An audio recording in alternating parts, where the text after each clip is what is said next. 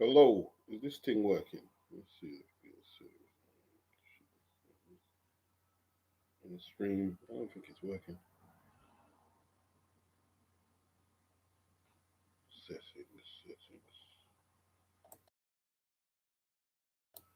Hello? Settings. Let's see what's going on.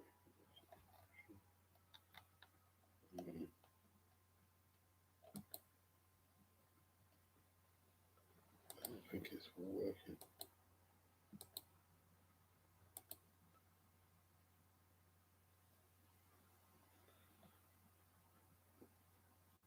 I think no one can hear me. Can I be heard?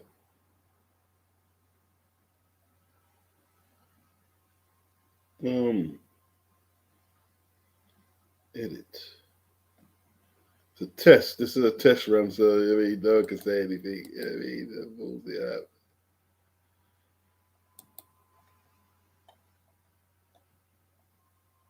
Can you hear me? All good. Loud and clear, they're saying. Okay, they can hear me. All right, so that's worked. I didn't think you could live stream on YouTube anymore. I wasn't sure. I wasn't sure, to be honest. And like I said, this a test run, but it can be done. It can be done. The signal doesn't. The mic signal doesn't seem like it's very clear. It's only one bar, but yeah, they're saying loud and clear. So we're here. How's everybody? Seems strange doing it on here rather than StreamYard, to be honest with you. But don't make issues out of things that are non-issues. I ain't really got my I ain't got much to say. It's a test. I didn't think it was gonna work. So, but yeah, we could talk. Can't talk. No problem. You know what I wanted to talk about? I wanted some opinions on Billy Joe Saunders, Steffi Bull, and Richard Towers. That's what I wanted to talk about. Some of that, because we can talk a bit of boxing and then a bit about the issues that them guys are getting themselves into. Tell me something. What was I in what part of the video was I corny? Someone said I sounded corny. Yeah, I know Anthony's ready for them. Someone said I sounded corny, adding social commentary. I didn't even barely say nothing. I barely said anything. You know what I mean? Hey, listen. Sometimes the man who's thinking straight does look corny to the majority. He does look corny. You know when he really becomes corny though? Is when he tries not to be corny and try and conform with those who were saying he was corny. That's when he really becomes corny. I barely said anything. What did I say? I said, I didn't even say don't watch. See, you see the person who said it's corny. He's obviously a red pill fanatic. You know them individuals who are in love with Andrew Tate, in love with Fresh and Fit, in love with all them things. And don't get me wrong, I watch. I do watch. But very much like rap music, I listen to all types of rap music. Somebody, I don't know, I think some people get the impression that I'm on some sainthood shit. So I remember somebody said, "Oh, so you listen to violent hip hop then?" Not really, but yes, some of the hip hop I listen to has extreme topic matter, yes. But I don't carry it into the world, and I don't over consume myself in it either. You know what I mean? I don't over consume myself. I listen to a lot of 80s soul. You know what I mean? A whole load of 80s soul, 90s. Um, I listen to a lot. I listen to mostly break beats. I listen to a lot of break beats. That's my thing.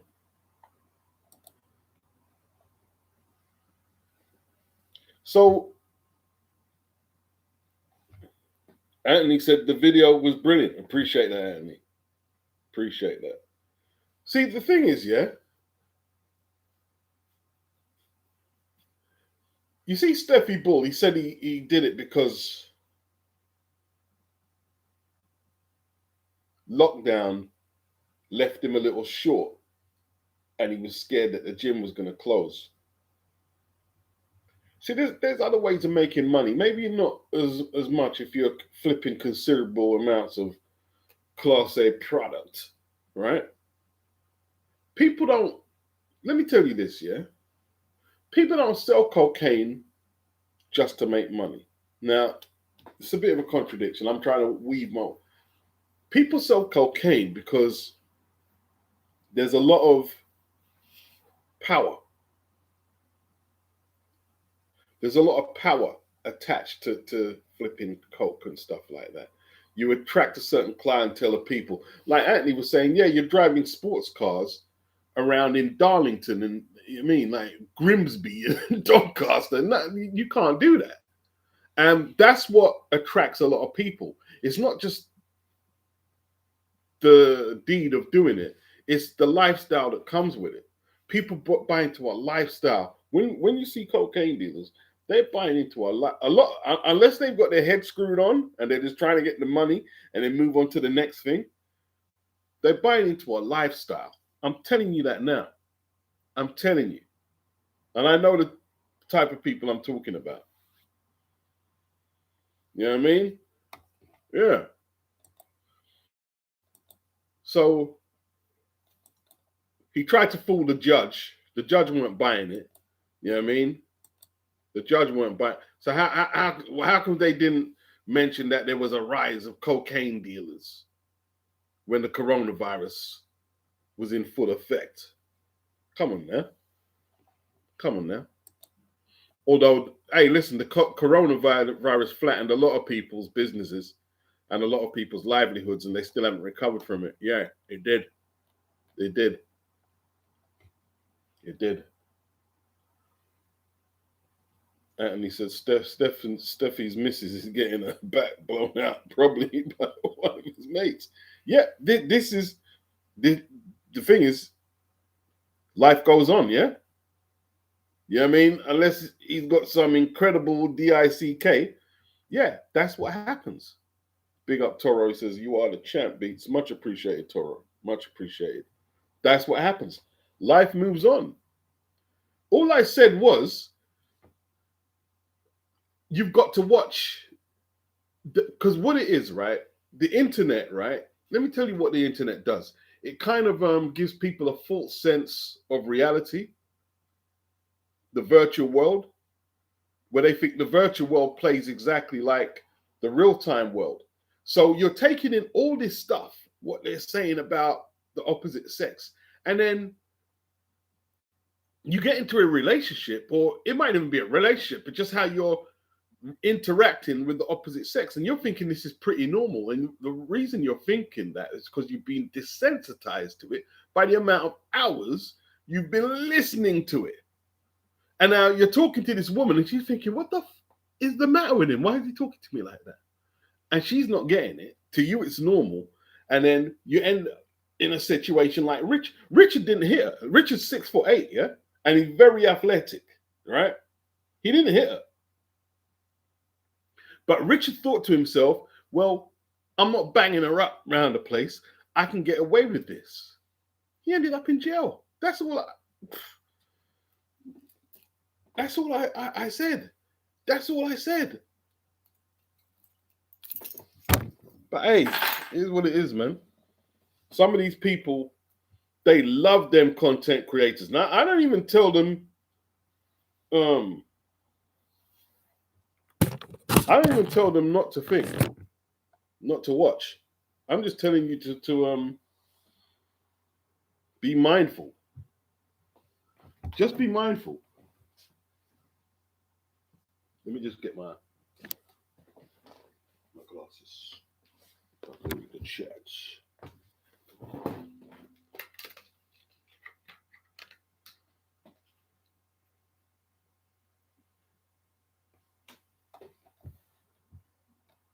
Right. Guzzy, his lawyer must come up with that one. The gym was closing. Yeah, just ridiculous, really, isn't it? Big up Daniel Cole. Big up Toro TV. Big up A. He said I've got to catch up on that one. Yeah, it was the video that needed doing. You know what I'm saying? Anthony said these days the police sit back and watch you and let you do your thing.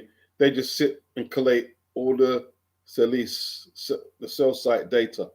That's all they do. Yeah, that's all it is. You know. And he had nowhere to go. Right? He had nowhere to go. He pleaded guilty. So what I'm wondering, right, is how they got him to plead guilty, because he didn't physically, as far as I know, they said it was mental and verbal abuse. How did they get him to cop to guilty? See, like you're saying, they must have collected all the cell site data. You know what I mean? Oh, you've been on that video, you've been on that video.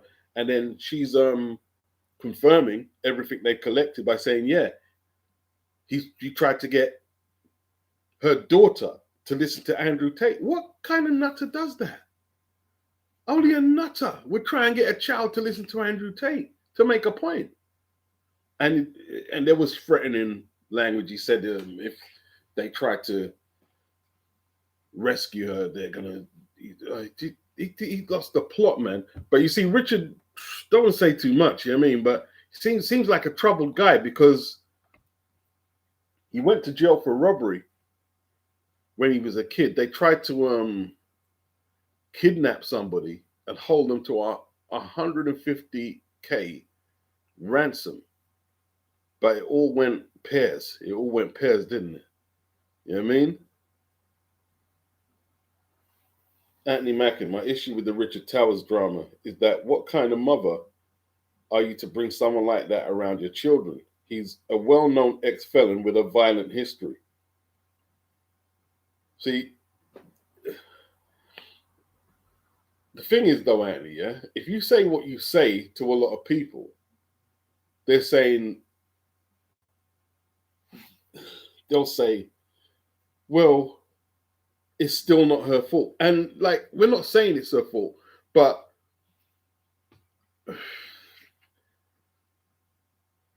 this is the thing with the world, right? No one on here is promoting women to get verbally, mentally, and physically tortured, but they got to take some accountability. But 18 months they were together. That's not a long time.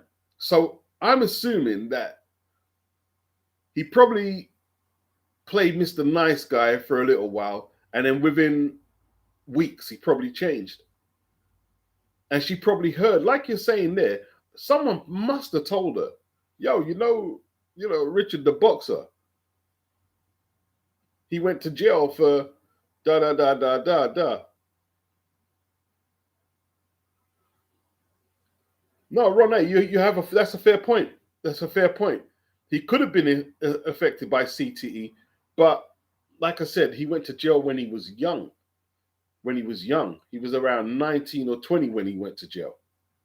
So, did he have CTE then? Maybe so. Hey, boxers can get CTE from young, you know. They can get it from young. Yeah. Yeah. Anthony, could I see Richard Towers playing Mr. Nice Guy with anyone? You'd be shocked when they're trying to worm their way into the woman's life. Yes, he probably could have been quite the gentleman for a little while. Not for I don't think he'd be able to do it for too long, Anthony. But yeah, for a little while, maybe. You know, that's how the bad guys get in. The bad guys, they play the role for a little while. And then they can't hold it together, and it all unveils on them. And then, you mean, the true colors come out. Ron A said the red pill stuff can be beneficial, but you have to analyze it and decide if, what, and how you implement it. No one should be doing something just because they agree with the person who said it. Well, that's the thing, yeah? With a lot of aspects of life, you've got to pick out the bad stuff and use the good.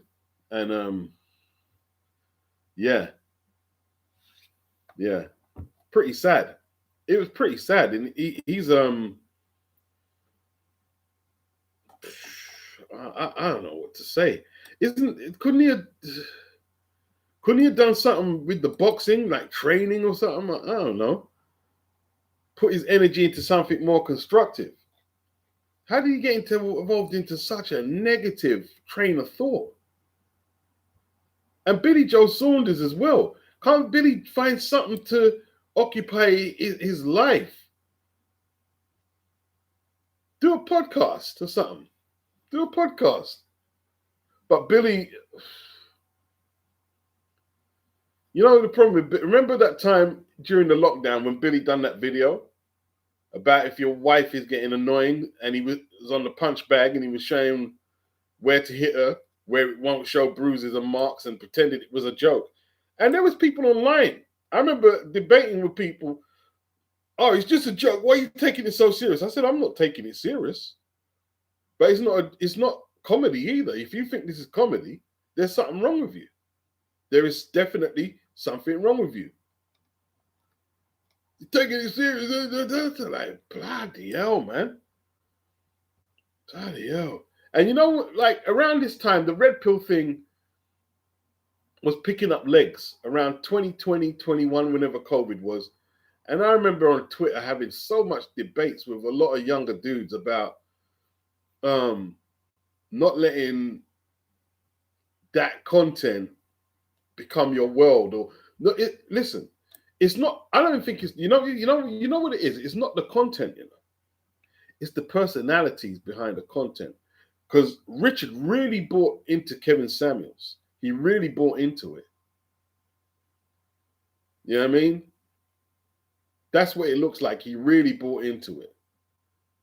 And probably Andrew Tate. And like, I remember even showing this kid, some of the stuff about Tate. And he was, oh, it's all made up. I said, what, everything's made up? And, you know, you can't really, and if you kind of like even try to show them like another side to the story, then you become the enemy. They start hating you because they really protecting these content creators, really protecting them.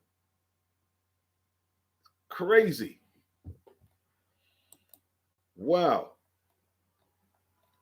Mad one. Proper mad one, bro.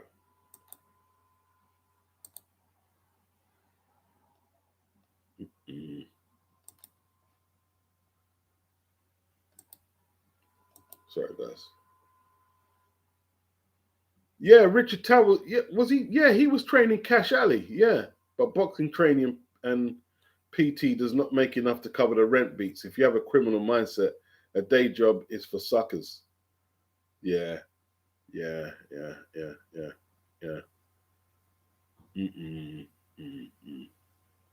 Anthony said, or can I call it for what it is? Some women are attracted to dangerous men.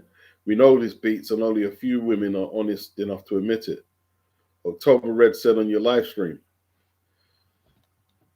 And it's the women, see, women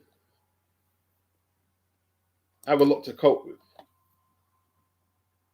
It's not actually easy being a woman. I'm not making like a soft bed for them to lie on or anything, because everyone has to deal with their crap. It's not easy being a man either. So I'm just, you know what I mean? Like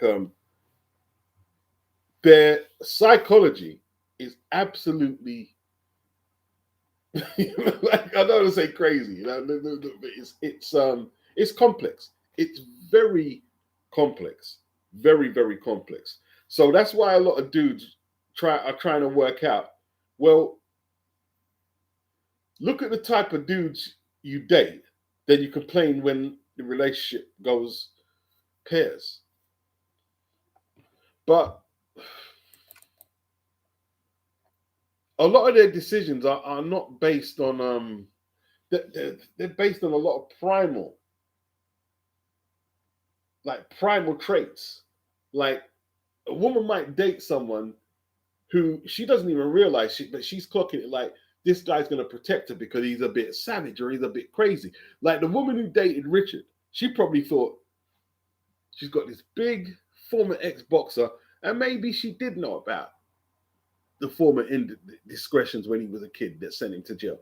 Maybe she did know about it, but she probably thought he's not going to do that to her. He's going to protect her, and he's going to be a knight in shining armor. And it just didn't pan out that way. It just, like it always goes on to something crazy, and women have got a thing where they try to change dysfunctional men, and they believe they'll be the one. They're going to change him. And I don't know. I'm not a woman. This is how they rationalize certain things. This is how they rationalize certain things, man. Crazy. All right, let's see what the live stream is saying. Let's see.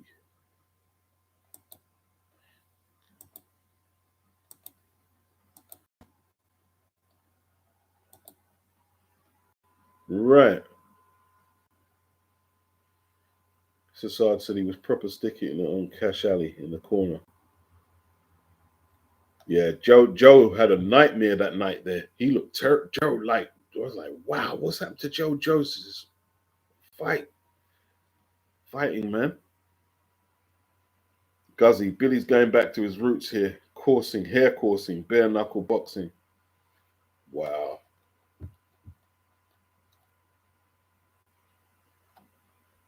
I wonder if Richard grew up without a decent father figure, said Ron A. Yeah, I was considering that as well, which is why he likes this stuff. Again, not an excuse. He has to face the consequences of his actions. Dr. Woodok, what's up? David H. Men think ABCD, women think CBAD. It's linear thinking versus holistic thinking. Neither is right or wrong, just causes communication issues. Yeah. Richard caught up in. You see what it is, yeah? He just got so ingrained in the content he was consuming, and he couldn't separate himself from the videos. He just couldn't separate this woman as an actual human being, a person, an individual in her own right. He was telling her, no, man. As soon as I was reading the article, because I didn't have a clue, right? I was just reading it as I went along, as I was recording. And as soon as I read where he told her, no man is going to want you with 3 kids. Yes, I know. Just instantly, I knew what it was. And then I read a little further down. Yeah, Kevin came up and Andrew came up. Yeah. As simple as that. Just madness, bro. Absolute madness. Absolute madness. And this isn't the first time they've came up in these cases of abuse. It's not the first time the content creators have came up. Did anyone see the British one? The British podcast where his name is Ginger J. And he did ball out his not hatred. He didn't say hatred. He said this is why he doesn't date black women and they don't know their place. And anyone see that one? That one there, yeah. You see that one there? It's when it's when us Brits follow that American thing. Okay, they're doing that there. That's the popular content thing they do over there is men and women issues. So we're going to bring it over here, and it doesn't transfer that way. I mean, to me, it don't transfer that well over there, but it just doesn't transfer that well over here. It doesn't transfer that well. You know what I mean? It doesn't transfer that well. And you know what? He apologized as well. If you're gonna come out that hard and then apologize, it's just like, well, come on, dude. You know what I mean? How serious was you? You were coming out like he was this hard dude who's gonna, chastise black women, and then you apologizing. Dr. Wu Doc said, I think the issue started before his consumption of KS content. He never really achieved much in boxing, was a glorified sparring partner. Yeah, his breaks took him apart, man. Took him apart. I never forget. I remember that. That was on Sky Sports. Lucas gave him a beating, bro. And I think he had one more fight after that, and that was his lot. Anthony said, "Oh Lord, JJ is someone that no one should take seriously." Yeah, it just strange. Just it's a strange sort of imitation of what they're doing across the pond. Just a strange imitation. You know what I mean? Like it would be good if the Brits could do the podcast, but change the topic matter for what they see across the pond and do their own thing. You know what I mean?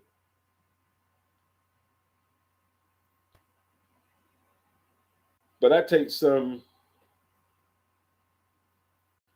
thought, doesn't it?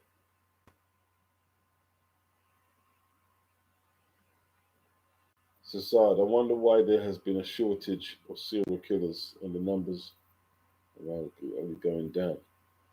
Don't know.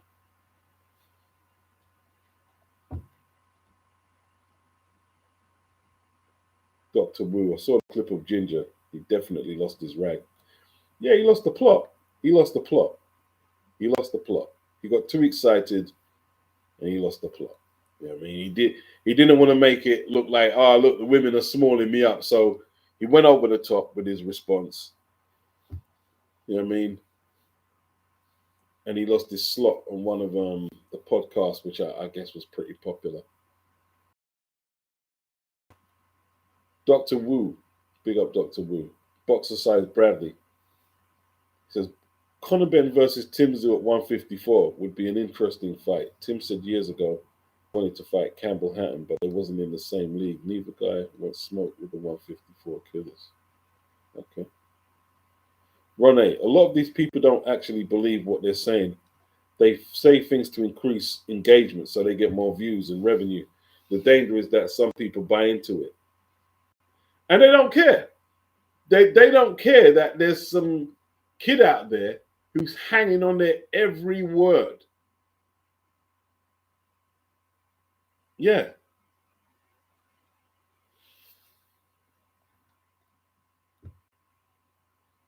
Oh, I know what you're talking about, Anthony.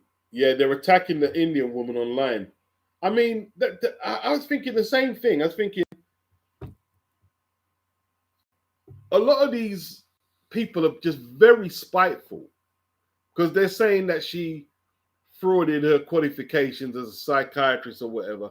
But why do you care? You didn't give her your money. I mean, if people were coming out and saying, "Yo, I paid for her consultation and she's a fraud," that's different. But a lot of these people, they're just like they can't wait to hang someone, like to burn the witch at the stake. You know what I mean? And it's a lot of dudes. Yeah, let's just go after this woman. And listen, I'm not being funny. The first time I saw her, I looked at her and I was never convinced. I was never convinced about her sincerity on the topic she was talking about, relationships or none of that. I was never convinced. Yeah. Oh, they're attacking in. Oh, that's a different thing. Okay, that's a different thing. Oh, they're attacking his woman online. Yeah, Sadia Khan is what I was talking about, Anthony. He's got some good advice. She's probably got a few gems, you know. She probably got. I'll have to go look then. If you're saying she's got some gems, I'll look into it. But I back. Um, you see, and this is where, you know what I mean? Like, okay, look, we've been blasting the dudes for doing some bad crap, but this is where the women let themselves down, attacking the Indian woman. You know what I mean?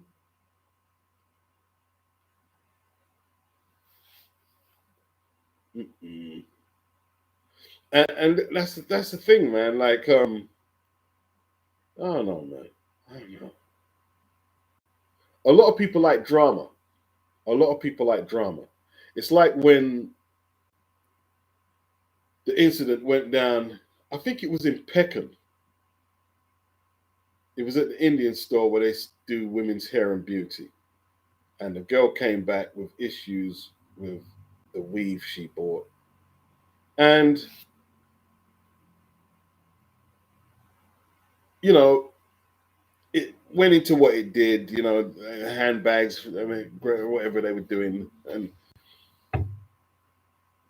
there were people trying to say, and I'm saying from our community, yeah, they were trying to say he was beating her up, he was roughing her up, and I said, if he was roughing her up, right, he looks at least, I don't know how tall he was, but he was considerably taller and bigger than her. If he was really handling her like you're saying, right, she would have been in far worse condition than what she looked. She was giving more than what she was getting. Yeah. And I'm saying, all I was trying to say is, why are you guys trying to stir it up? Why are you trying to stir it up versus India thing? Why are you trying to stir it up? Why are you not trying to people doing it? Dr. Wu, he has a point, but made it badly. How many times you've been on the road, seen a shapely woman with long black hair, and have a look at their hands to tell which color she is? Too many, too many, too many, too many. I don't know nothing about Raja Jackson. I don't know.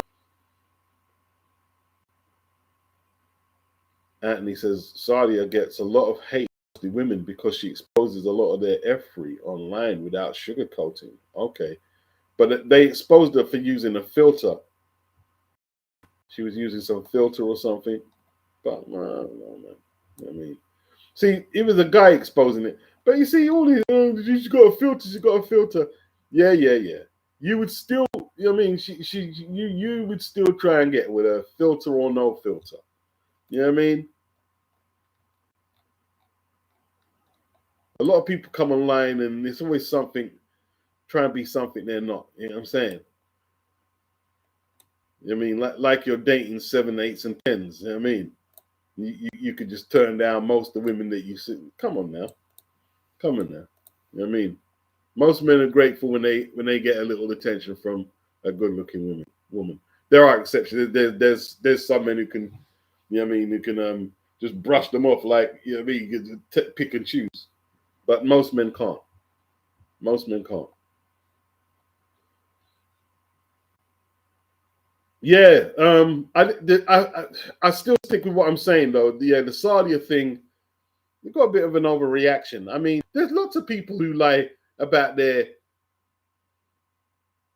qualification, their credentials. You know what I mean? Exaggerate credentials. I did it to get certain jobs. I did what I had to do. Gotta do what I gotta do. You know what I'm saying? Yeah. Um, hey, listen, here's the thing, yeah. If you paid for her as a psychologist and you've only found out now she's not a psychologist, if you wasn't complaining about the consultation for what she gave you then, why are you complaining now? Because whether she was legit or not, you weren't complaining then. You probably came away thinking, oh, I learned something. You know what I mean?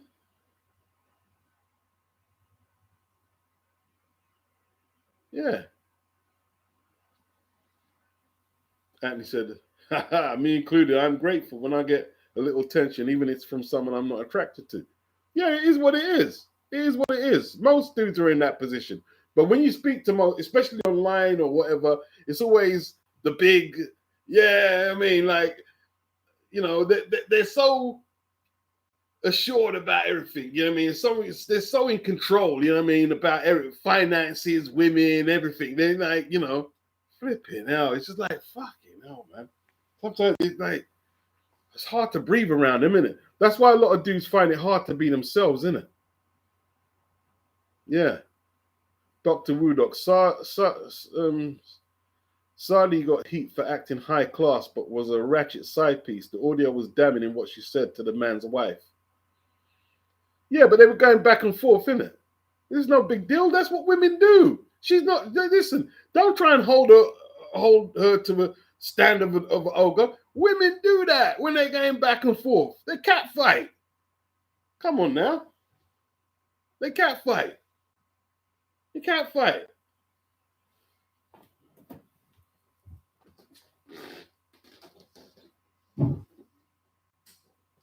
And they'll say some spiteful crap, which maybe they would do, or maybe they wouldn't.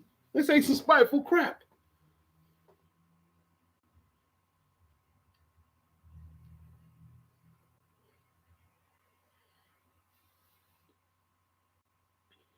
Copy 09 says Sassar, the lack of serial killers is probably down to the increase of CCTV, not only publicly, but in properties, and also the advancement of some DNA testing. I didn't even get into that one, serial killers. But you know what I mean? Hey, listen, there's something not quite right with Sassar.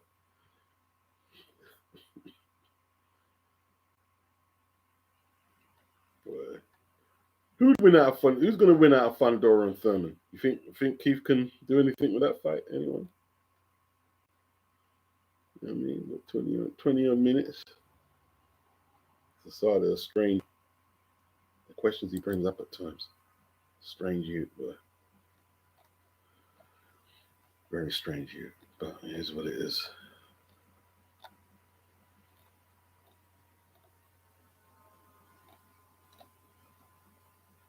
Yeah, man. Billy Joe Saunders, man. But there is a discussion to have though about the whole culture of hunting, because you've got a lot of the animal rights brigade, and I understand where they're coming from. It's not good, but at the same time, right, the influx of foxes into the cities, you know what I mean, and in the country, foxes. I'm not saying that they're God's creatures. They're God's creatures, but I remember in the old house that we had just up until a few years back, every flipping morning, I mean, I'd go in the garden and I'd have to clear piles because I don't know how much foxes were getting like into the back gardens, piles, and their shit smells so bad. So and like they were doing a lot of damage to the brickwork at the back of the garden and the fence.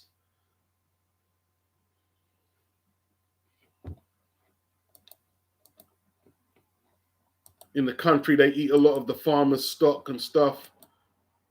Um, but hares, I don't know about hares if hares are a hazard.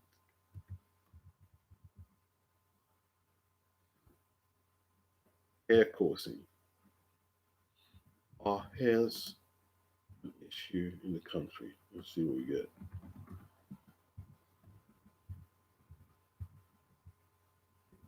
Probably are. And a lot of them people used to hunt. They've had to go abroad so they can keep with their culture. Hares are not considered a pest, but are an iconic and valued part of the UK's natural heritage, facing a significant population decline, with brown hares declining by approximately 80% in the last century, while mountain hares are also declining and face issues from the habitat change. Brown hares are particular concern due to changes in agricultural practices, such as the replacement of hay meadows with silage production and a lack of close season for shooting during their peak breeding period. So why Billy hunting the hares? Why do people hunt hares? Let me see why. Let's find out why. They, all right, they're saying to control their populations to prevent crop damage. Right, yeah, for sport and for meat and their fur. Though hare coursing, a practice involving dogs chasing hares, is illegal in the UK and often associated with organized crime and gambling. Mm-mm. Historically, how is it associated? What kind of gambling can you do on hare hunting? Hunting was a common way for people to learn tracking skills, and hares were a popular game species, particularly for the working class. Mm-mm. What is hare hunting and how is it stopped? And like them dogs, they're just gonna put them dogs down in it. The dogs that they took away, they're just gonna put them down. Mm-mm.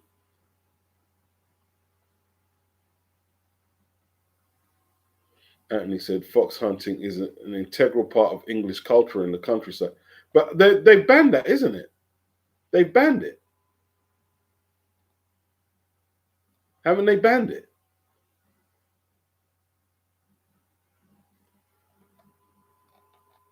Big up blue collar. He says I don't have a big issue with it if it's for harvesting meat or population control. Yeah, that's where I'm going with it. And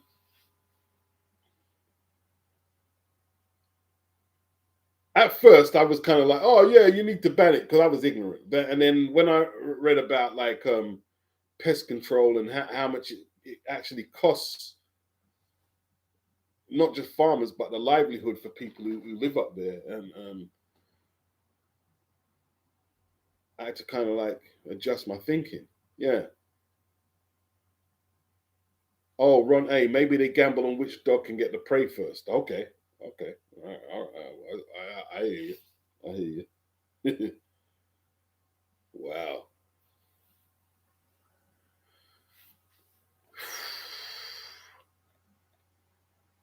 Billy's just I don't know. Billy seems like he's. You see Billy, yeah. Billy is a proper traveler. Tyson Fury. You see Tyson. Tyson is not Tyson is an English boy, right? You might, oh yeah, Irish traveler. No, no, no. Yeah, English boy who lives in a regular house, always has done, right? Billy, I see Billy in caravans a few times in videos. Yeah, Billy's in caravans.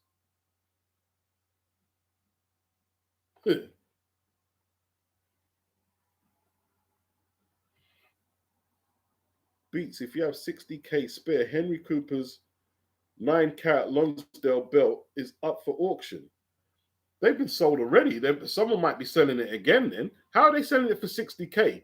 He sold because he sold the first. He had 3 belts. It's good. I'm glad you brought that up. I mean, like he had 3 belts. Henry Cooper was the first man to win 3 Lonsdale belts, right? One of which, like 2 of the belts, I think are gold plated, right? The one you're talking for 60k, the 9 carat belt, is a rare belt, and that's why they stopped making them because Henry was just like, yeah, eating them up. And now you can only get one Lonsdale belt. But Henry lost a lot of money investing into some insurance. And he had to sell his belts. Oh, it's up for auction? Bloody hell. Who's selling it for 60K? I mean, they bought it for 40K and they're trying to sell it for 60? They bought it for 40. Yeah. They bought it for 40.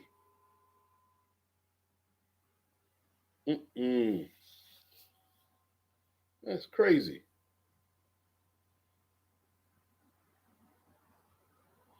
By the way, Guzzy, I ain't got 60K spare to pay for that. You know what I mean? The only way I'm paying for that is if I could flip and sell it straight away and flip it for. Hey, if they get the 60K, that's been a good. Well, I guess so, because that was in the 90s when Henry sold them. That's not a bad investment. If you held on to it that long, you say, okay, I'm going to flip it for 60 now.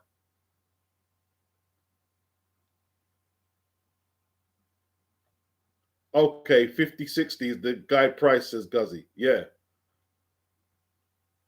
Oh, Guzzy is saying it will make more than 60K in his opinion. Beautiful belt though. Wow. Well, oh yeah, because at the auction, that's just the starting price, the guide price. Yeah, you're right. You're right.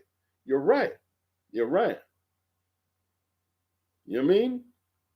I wonder how much it's gonna fetch, boy. Yeah, hey, see that's an investment, isn't it? That's an investment. See, the thing is, I ain't gonna pay 50, 60 for it. I mean, I'm 57 now. You know what I mean, by the time I'm flipping ready to sell it again 20 years time, I might have put me flipping clogs. If I had kids to hand it down to, that'd be different. You know what I'm saying?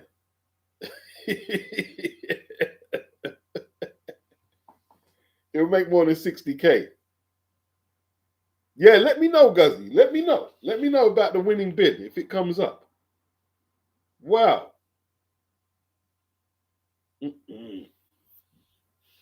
Wow. Who else sold belts? Thomas Hearn sold some of his belts, but they were the IBO cruiserweight belts. He sold some of his belts. He sold a lot of his memorabilia. You know what I mean? He sold a lot of his memorabilia, Thomas Hearns.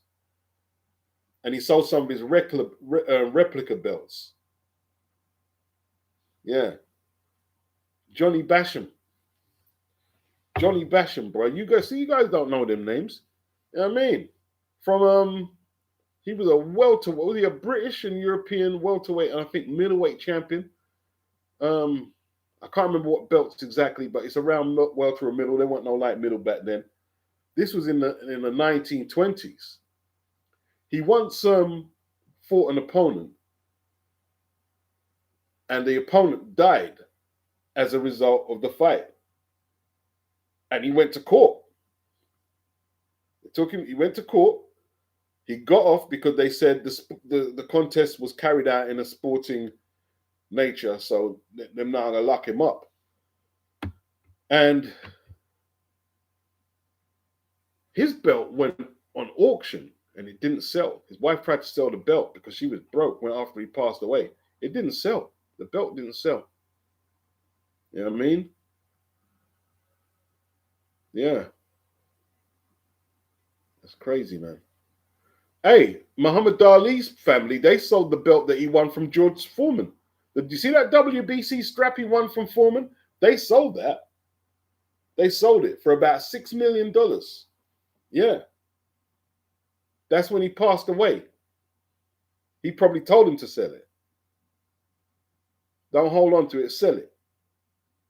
That's what I'm saying. Like, people talking about belts and legacy. It all depends, because when fighters fade away from the spotlight, I think they start getting a reality check that, hey, legacy's great. That's all I've been fighting for all my life. But now I've pulled away from the spotlight. You know what I mean? Family can't eat the legacy.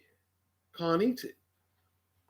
He'd rather see like his nieces and nephews go to college and send their kids to college with the money, rather than holding on to, this is legacy. Listen, Muhammad Ali sold the rights to his name for about $50 million. A lot of people were upset about that. Nassim Hamid, he was very upset about that. Very upset. But it's this legacy thing, isn't it? It's legacy. He made his legacy, but yeah. Yeah. Send the link, Guzzy. That'd be interesting. Yeah.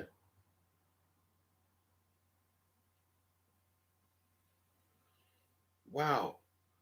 Now I'm thinking about it, it's a pretty good investment, though, isn't it? It's a pretty good investment.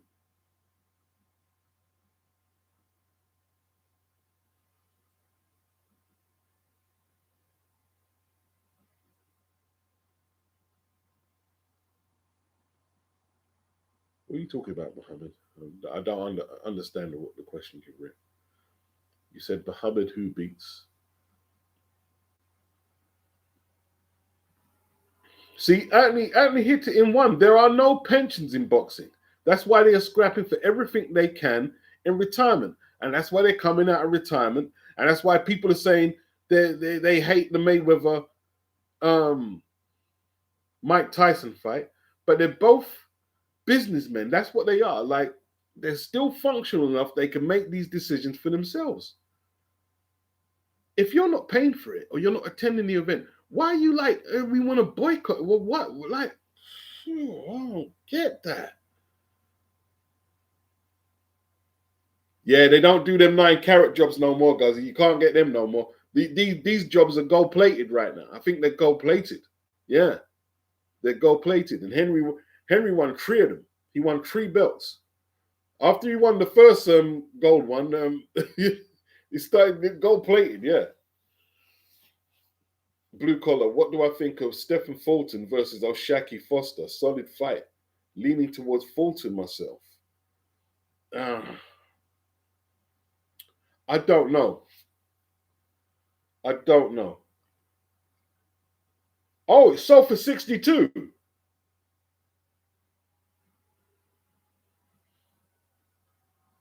Wow. Mohammed said, my fault. I misheard. What's up? Yeah, I'm cool. I'm doing good. I'm doing good. I'm doing good. Dr. Woodok. Didn't Jack Johnson fight into his 60s? Nothing new. Yeah, man. Like him and Joe Jeanette and Harry Wills, they were traveling around the country doing their little exhibition / sparring. And if anyone gave them some money, what, you think they were turning it down? No, they were taking the money. This is what they became famous for. What do you want them to do now when they're 15, going to accountancy and start businesses? No. They're hands people. They throw hands. Mike Tyson throws hands. Floyd Mayweather throw hands. That's how they generate their money. They're not Warren Buffett, where they know all these different avenues to make revenue. They're not Rupert Murdoch. You see, like, what people don't understand, right? People don't get. Listen, Mike Tyson and Floyd Mayweather are 2 of the best boxers in the history of pugilism. That's what they're good at, right? Rupert Murdoch is one of the best businessmen. Like, I was watching a program years back about Rupert Murdoch and the taxman. And the taxman intimidates a lot of people. Not Rupert Murdoch. Not Rupert Murdoch. That's what they're good at. Certain people are good at making money and making that money make more money and make more money. Certain people are good at punching people out and they can make a bit of money, but they don't have the investment skills that these people have. They don't have the contacts. You know what I mean? It is what it is.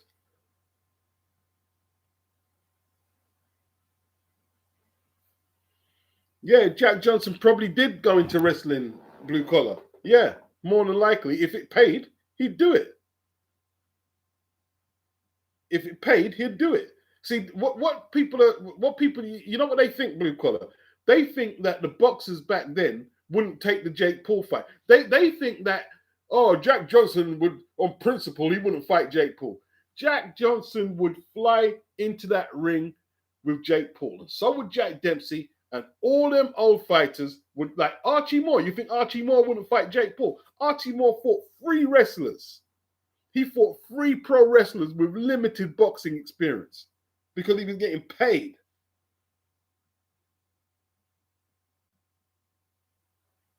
Yeah. Yeah. As long as you know you've got legacy fights behind you, that's all you've got to. You know what I mean, as long as you've got a few of them, you do what you got to do to make money. Anthony says it beats. Most of us only get one talent in this life, so you have to use it or lose it. Yes, indeed. Yeah. Anthony Mackie says Muhammad Ali would have fought Jake Paul. Yeah, of course he would. Of course he would. You see how pissed they got on my comment section when they were saying, oh, Ali didn't take no exhibitions when he was champion. And I listed about 3 or 4. And I don't think I got all of them. I don't think I got all of them. You know what I mean? I was speaking to one of my elder brethren on Facebook. I said, I don't think so you get all of them. And he knows boxing. He knew all the ones that I had. He said, I don't think you got all of them, though. I think there's more. Yeah.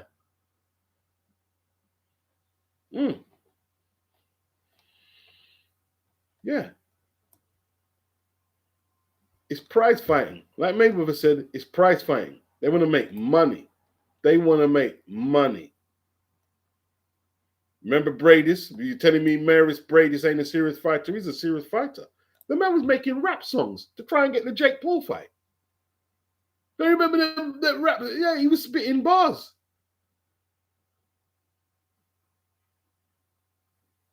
Yeah. Look at Randolph Turpin. Randolph Turpin has probably the greatest win from any British boxer in history. Right? You know what happened to Randolph Turpin? Randolph Turpin ended up wrestling. Randolph Turpin ended up taking fights which weren't licensed by the British Boxing Board of Control, right? He was driving up down the motorway for these little wrestling jobs which weren't paying nothing. If you watch that, who knocked him out?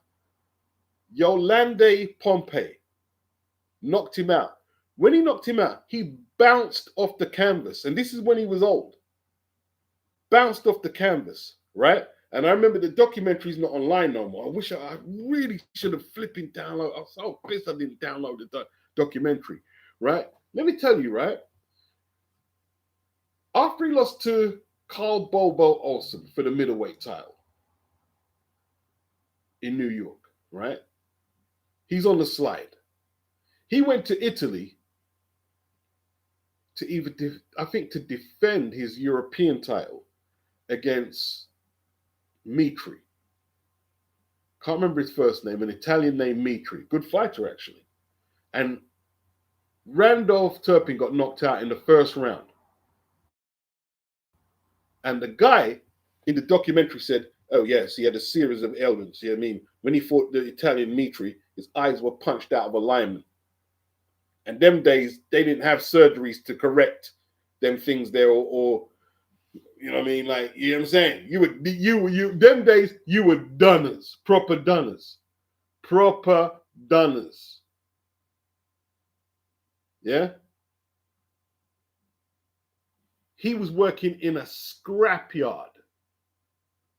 He went from having how much millions he probably earned in the ring?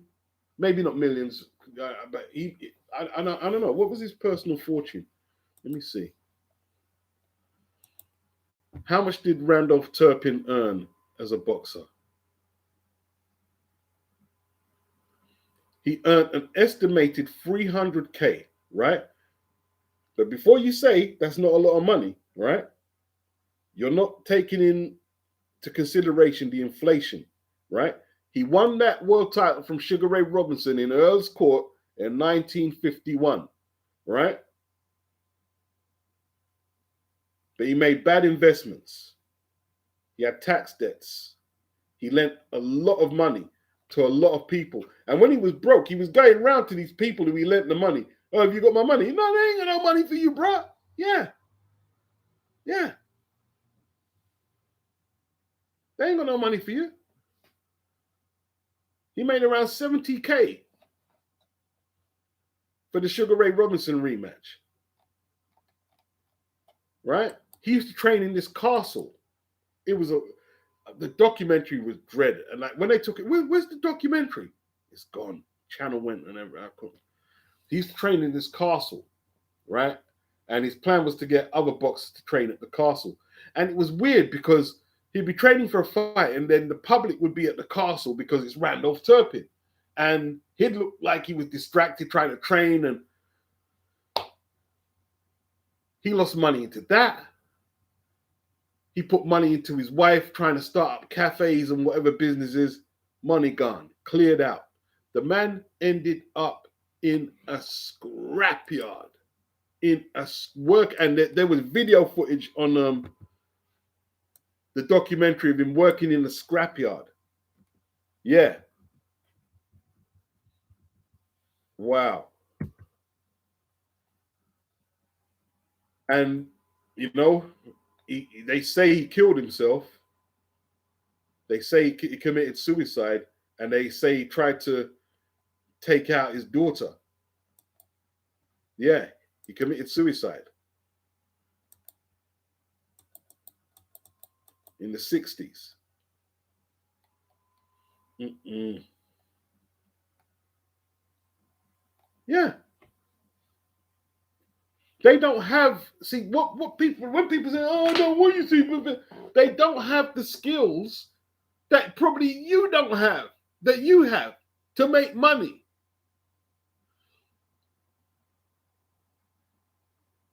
Because let's say, all right, he got 300K, right? But let's say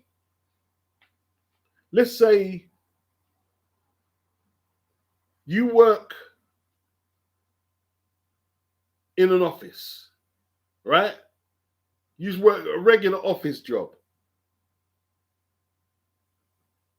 You've got from when you started that job in your maybe teen age years, in your 20s, all the way until you're 65, you could probably do that job. Boxers, they don't have that, bro. They don't have that. There's no earning potential at 65 for these guys. They've got to grab all the money they can. Mayweather has to grab all it. Like people say, oh, Mayweather ain't. Like, listen, they were listing down how much Mayweather earned for Pacquiao. He didn't take no 400K home. No boxers took 400K home. The tax man not letting you take 400K home. The industry not letting you take 400K home. Come on now.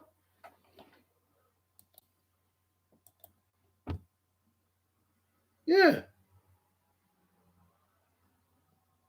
Anthony says most sportsmen and women don't earn a penny from their sport. Hence, they have to hold down a day job or side hustle. The ones who go to the top, they get a taste for that money. They want more. Of course. Of course. Blue Collar said he trained at Graham Earl's gym. I remember Graham Earl. He fought Cat Cedes and he fought Amir Khan. He nearly knocked out Cat Cedes. Okay, he trained at his gym 11 years ago and he was properly mashed up at the end of his career. Shortly after I joined his gym, he got done for drug trafficking, needing the cash, I guess. I didn't even, you know something? I didn't know that. I didn't know that. I didn't know that.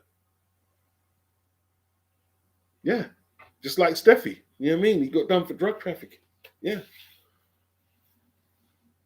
That's really sad. That's because he gave his all to his career, Graham Earl. I think was he British champion at least, Graham Earl. I never forget against Cat. He was taking that beating against Cat Cedes, and he landed that right hand, boy, and he froze Cat Cedes in his tracks, wobbled him all around the place, but he just couldn't. That's sad. And he's still young. He's young. He's 10 years younger than me. Not that old.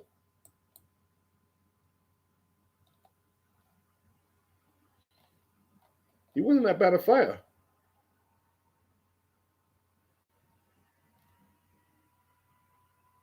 he fought Katsides twice. Okay, I think I missed the second one. I remember the first one.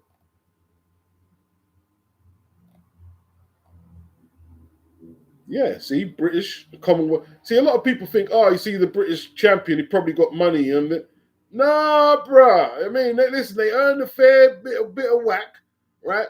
But listen, they're not getting the bread you think they are. A lot of people think boxers are rich. They're all loaded. Don't need to fight no more. No. He had I'm looking at his box rec here. He had several eliminators, Southern area, British titles. Yeah. Had a crack at the world title, Commonwealth.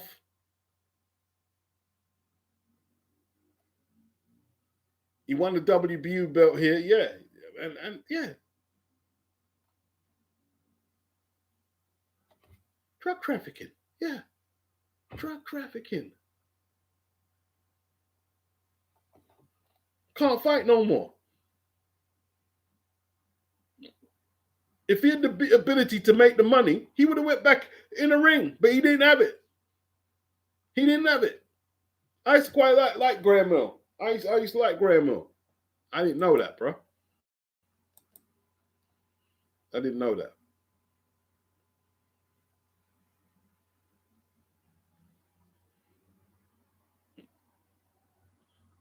Guzzy, I've always wondered about purses. When they say AJ earned 100 mil for a fight, how much is it exactly? I don't know. It's not that much. Yeah, he's from Luton, Anthony. Yeah. Slevin E. Rich folks have high bills, need money to keep coming in. That's the thing with rich people. You're 100% right. Yeah, you're 100% right.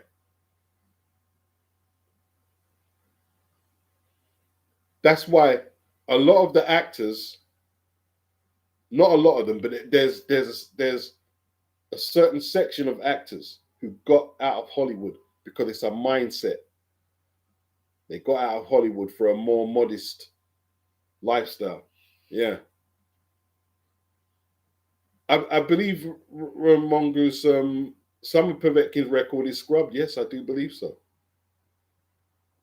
No, I think that was alleged with Joseph Parker. I don't think he actually did it.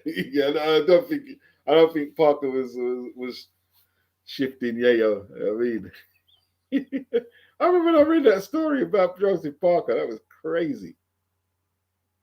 Anthony said, "Listen, Kevin Lushing was British champion, and he was selling DRUGs when he was active. He admitted this in his books. He is not alone. I know a few boxers who did the same." Did you read about his dad in the book, Anthony? His dad was a Bastard. He was. Kevin Lucian was good friends with Nigel Benn. Yeah, he went through like a horrific childhood, man. Horrific. Some of the stuff that happened to him, I'm not gonna repeat it here. Horrible. Yeah, his dad just weren't the one, bro. His dad weren't the one. You know what I mean? How you could do that to your children? Mm-mm. Blue Collar said it's good to see fighters who did well after boxing. The only other fighters gym I went to was Matt Skelton, and he's doing well. He looks mad light now, better shape now than when he was a pro. Okay, I remember Matt. I remember when he beat Danny Williams and he fought the white Tyson. Was it Shagayev, and he lost on points. That was for the WBA title. I remember Matt Skelton. You know what I mean? Did he fight Audley Harrison? I can't remember Matt. I mean Matt Skelton. From Bedford. Yeah. Blue collar, I mean, he's from that random ends. He was tough though. Matt Skelton was tough, bro. He was tough. He was tough. You know what I mean? He always gave it his all. What background did he come from? He didn't have no amateur fights. He came from another martial arts. I can't remember what it was. Anthony said Mike Tyson is a notorious big spender and big shopper, so he has to be out there making money to keep the lifestyle. You know what Mike Tyson did with his last check against Jake Paul? You know what he did with it? He gave it straight to his wife. He gave it straight to his wife. Yeah. Oh, kickboxing. Yeah, yeah, kickboxing. Nice one, Anthony. Yeah. He gave because of exactly what you said there. He's a horrible spender. Yeah. Blue Collar said he's a nice fella as well, Skelton. He came from kickboxing. He had a gym on East Cots Estate in Bedford. Not sure if he still has it, but it was boxing and kickboxing. Yeah, Matt Skelton, man. Boy. It's a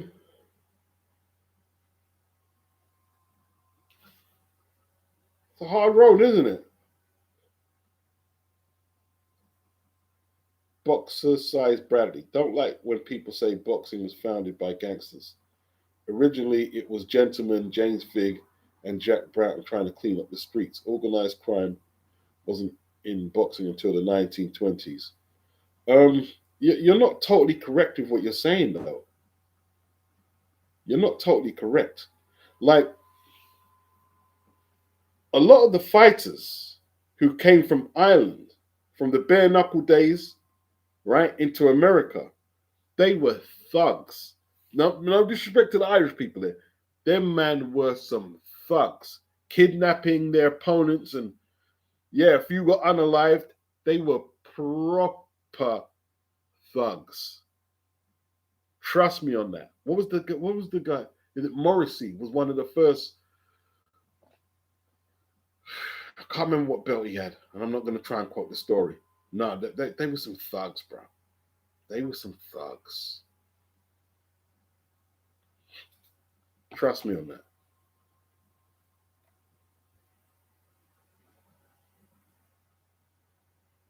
Now, what you're saying about James Figg became before Broughton, and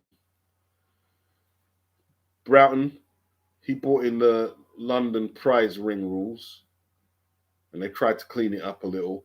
Not trying to clean up the streets, they're trying to clean up the sport, but there was a lot of underhanded people in boxing. Trust me on that.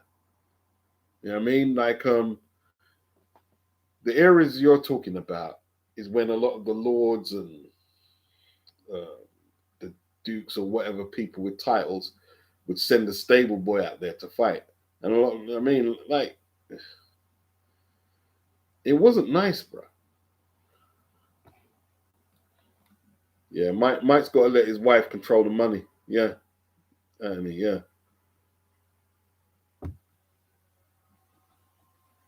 Mm-mm. Anthony says, boxing is a working class sport in this country, so you are going to have a lot of criminal elements. 100%. 100%. 100%.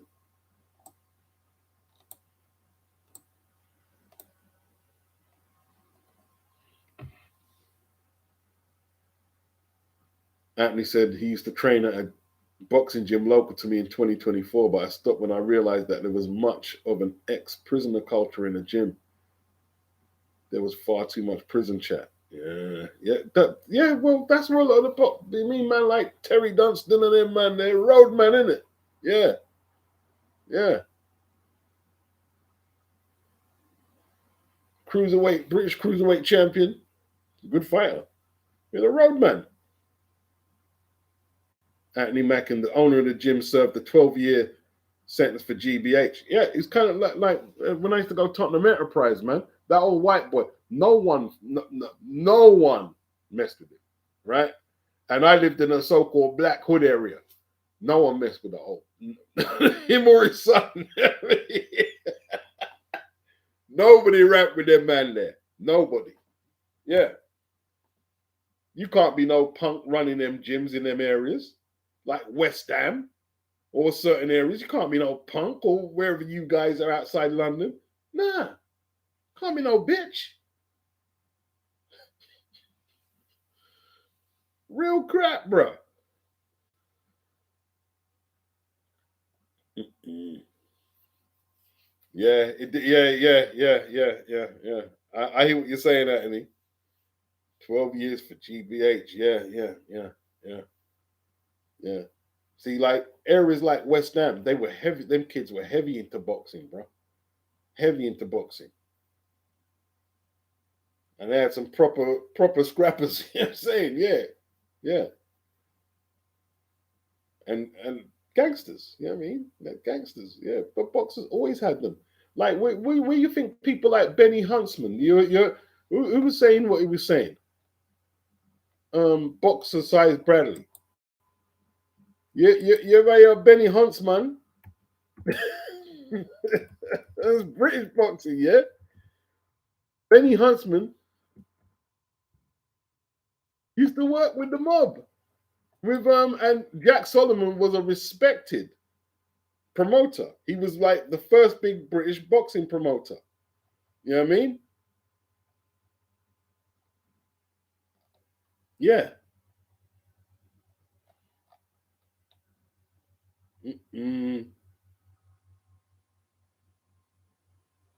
Not a joke, man. Boxing not a joke. It's not one to be trifled with, bro.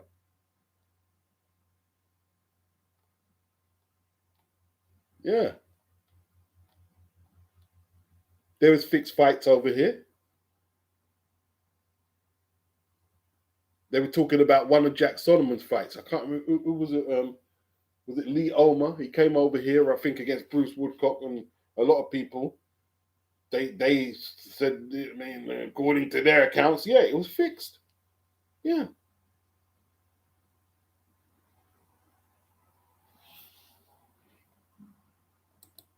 All right, there's a book I might have to get there. I'm looking at it. Just found a book. Yeah. It's not a joke, bro. Boxing not a joke. Boxing not a joke. How do you think? But Bob Arum got into boxing because of the thug element over there, right? Roy Conn, who used to supposedly manage Sonny Liston, and no, not Sonny Liston. Floyd Patterson was champion, right? So what Roy was trying to do, and I'm probably going to mess it up, but I'll work my way around it, right? They were taking the receipts or whatever from the closed circuit TV, and they were trying to put Patterson's purse in an escrow account in Europe. You know what I mean? So they wouldn't have to pay taxes or whatever, or you know what I mean? And like Bob Arum went to sort it all out. He was working in the Kennedy's office, and he went to sort it all out. And yeah, Roy Conn, the crook. That's how Bob Arum got into boxing. When he was looking at the receipts of the closed circuit TV and the gate and whatever money was going in and out, Bob realized he could make more money in boxing than he could as a lawyer. And that's when he hooked up with Jim Brown. Jim Brown introduced him to Muhammad Ali. And then he got himself acquainted. Before Ali fought Frazier in 71 at the MSG, he told Herbert Muhammad, Ali's manager, to start Top Rank. The founder member is Herbert Muhammad. And then somehow he fell off. And now it's Bob's thing, isn't it? Top Rank. Yeah, that's how it went, bro. Yeah. Yeah.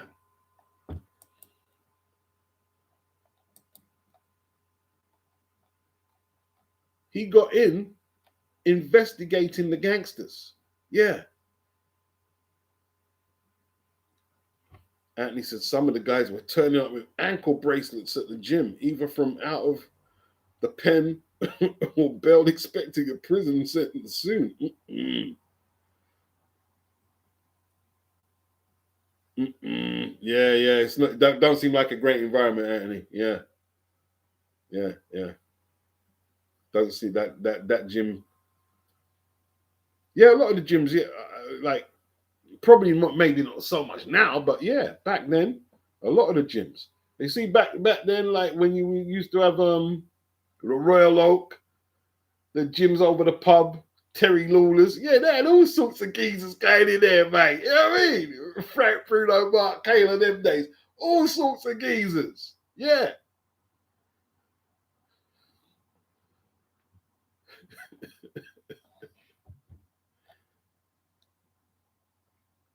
Ulix says yes, yes, beats. Can't forget the tax bracket. The top earns on boxing are in boxes are in plus. Their spending habits will make them broke very quickly. Yeah. See, Bob Arum. You know what I mean? Like, you think Bob Arum spends money like a rapper? Nah. Bob Arum is like he's a lawyer. He's into look like him and Barry Hearn. They don't spend money like that, bro. They don't spend money like that.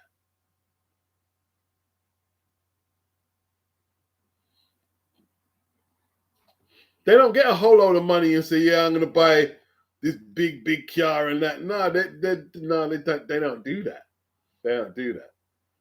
Their money has got to circulate around whoever they're doing business before them start just buy and drive the big thing and whatnot. You know what I mean? Yeah.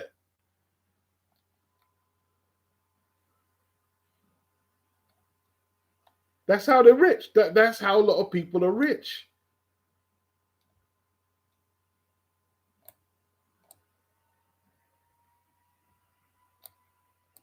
That's why you hear when 50 Cent talks. 50 Cent don't spend money like that.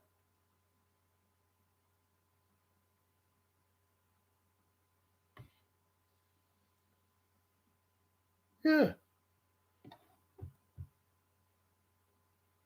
Anthony Mack and Fisheye is even worse. You can tell by his low budget shows that he doesn't spend a lot of money. No, of course not.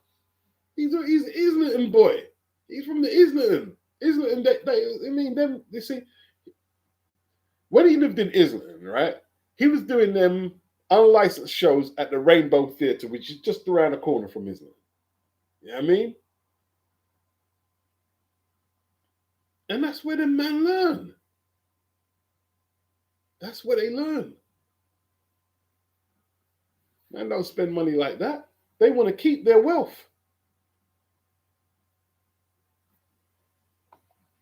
Their buzz is by making the money, not spending. See, that's the thing. In certain other areas of life, their buzz is spending the money they make. For other people, their buzz is making it. Is making the money.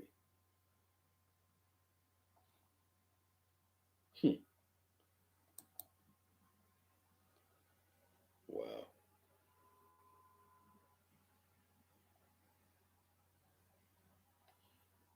I've got to work out how thing, man. Like the mem. I think is it Sassad and I think Guzzy and Anthony have got memberships. I think. And I want to big you up if you have top fans. Who are the top fans? I'm seeing top fans. I'm seeing Anthony, Guzzy, Sassad, Doctor Wu, Del Boy, Ronin, Coppin on 9, Moonshine, A. Teresa, Boxer Size, Brad, Phil Larkin, Ulix, Doro, Muhammad. Big up everybody, Aaron Daly, Shay Turnbull, Rob the Old Mongoose. Big yourself up. Daniel, Toby, Kevin, Opoku, Bruce Gass, and David H, SKH. Yeah, man. I think they're the top fans. I don't even know what I'm doing with all that membership stuff. You know what I mean? Yeah. Tone said, yep, he's tighter than a gnat's chuff. It's a useful quality. You know what I mean? Well, don't rap with Tone. Tone take the dates to Greg's. Although Greg's a little expensive now, Tone. I'm telling you, you know something, right? I had to get a flipping train, right? And before I went on the train, I was outside the Greg's and I wanted a coffee. And let me tell you this now, right? For the little small cup they sold me for how much of coffee? I go, what the? Nah, Greg's not good. Blue collar. Anyone know what is going on with Top Rank's TV deal? They've done this deal with Stars, but they're not going to get the same budget that they were getting with ESPN. So they're gonna have to go to other broadcasters to get the job done. So it looks like they're gonna have no choice but send Navarrete over to Matrim and DAZN to make the Eduardo Nunes fight. You know what I mean? Yeah.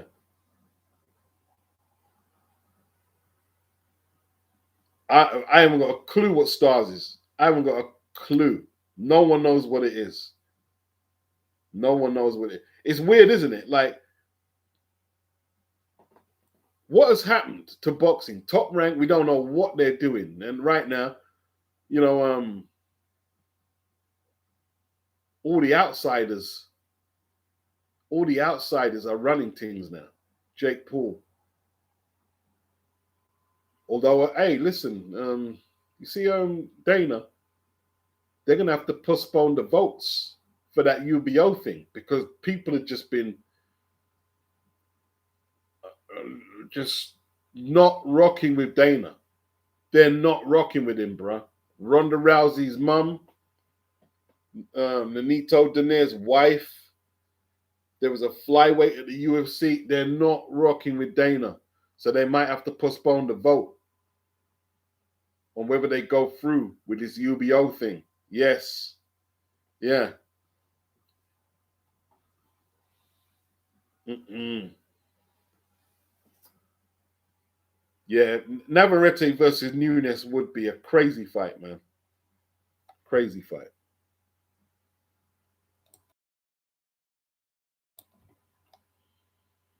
Ray Ford ain't getting that fight, man. Mexicans ain't interested in no Ray Ford.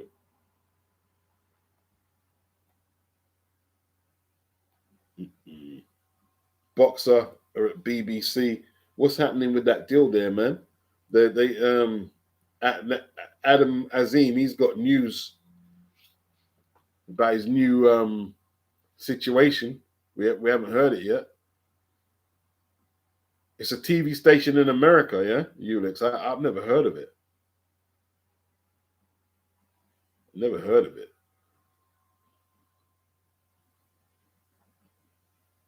Mohammed, how much does the Netflix subscription cost in the UK and the States? I haven't got a clue. I haven't got a clue. And I've got no means of watching Crawford and Canelo, so I've got to try and work that out, man. I mean, I don't pay no more subscription, man. Ron A says coffee prices are actually crazy now. I only buy instant coffee when it's on offer.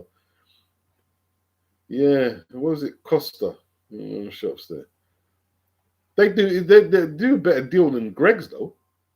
McDonald's do a better deal than Greg's. You can get a nice latte from McDonald's for $2, but Greg's is just teeth. The pandemic really destroyed the small hall scene. I don't think it's recovered. Also, the new money in boxing even seems to be affecting the major promoters. Interesting times. Yeah. AJ had to donate a whole load of money to the small hall scene. He was in serious trouble. Where did he give the money? To the amateurs or the small hall? I can't remember. He did donate some money. I can't remember who to. In the pandemic. Yeah, Guzzy. Dana has a whole lot. I didn't look. Boy, they really don't like Dana. And you see, Anderson Silva, he got 10 million, a 10 million settlement because of the exclusivity of them contracts they were doing at the UFC. And obviously, they can't negotiate with no one else for a competitive situation for themselves. They can't do that. You got $10 million, $10 million, bro.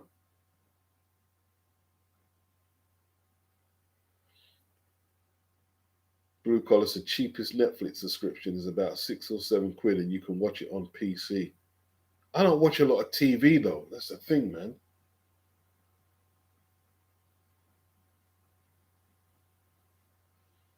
Ulick says all the major American networks pulled out of boxing and gave JP the chance to move in and do things.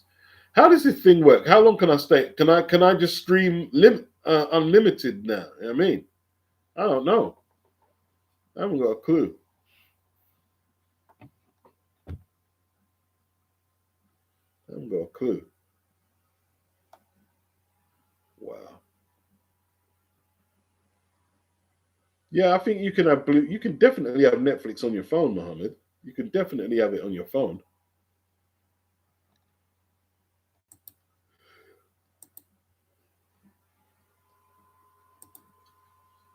All right. Hey, listen, it's been a good hangout, man. But the old boy is about to do some old boy sleeping. Yeah, Guzzy, the UFC fighters are contracted only 2 fights a year unless you make a name for yourself. And what the flyweight said was he had 2 contracts with Zuffa and he done well against one of the top fighters in his weight class and they shelved him. And they did the same thing with the other contract. They shelved him. So they're restricting how much money he can make. And it's not like he's upset because they're putting a cap. If they can let him fight 3 or 4 times, even though he's capped, they're not letting him do that. So when they're like the person said in the letter I wrote, they're bragging that they don't charge sanctioning fees for the belt. Of course you don't. You're capping the fight, all them purses from the fighters. You know what? How are you going to charge them for sanctioning fees for your trashy little belts?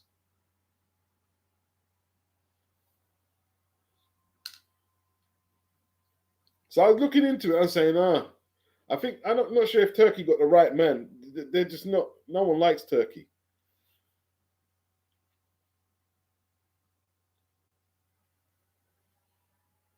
Yeah, you can't go nowhere else once you're in contract with the UFC, Guzzy. Can't go nowhere else. Yeah.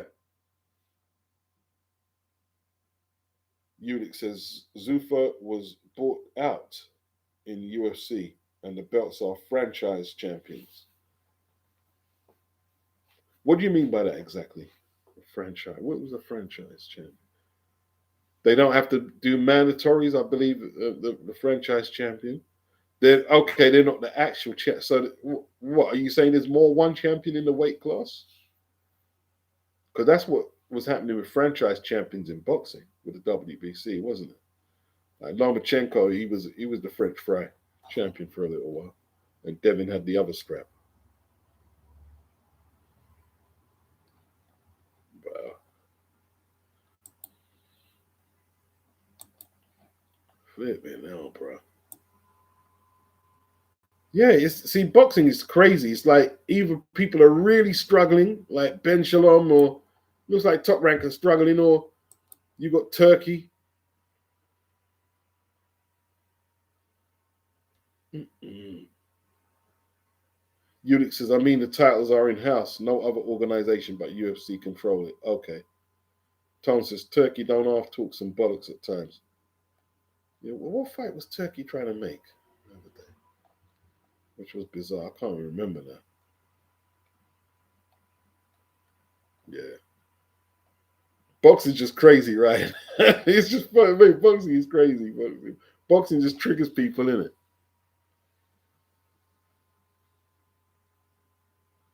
What are you talking about, Sassad?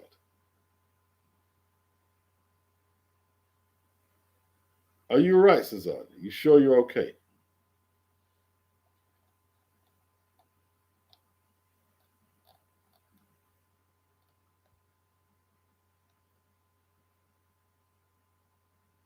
Um, Zuffa sold the UFC to WME IMG.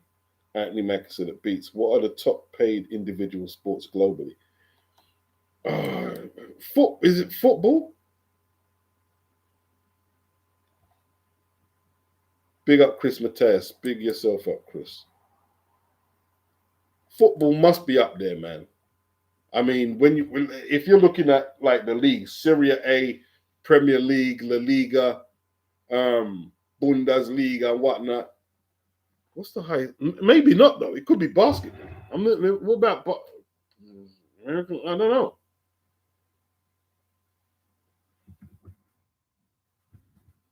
What? Oh, the highest paid sports. Good question.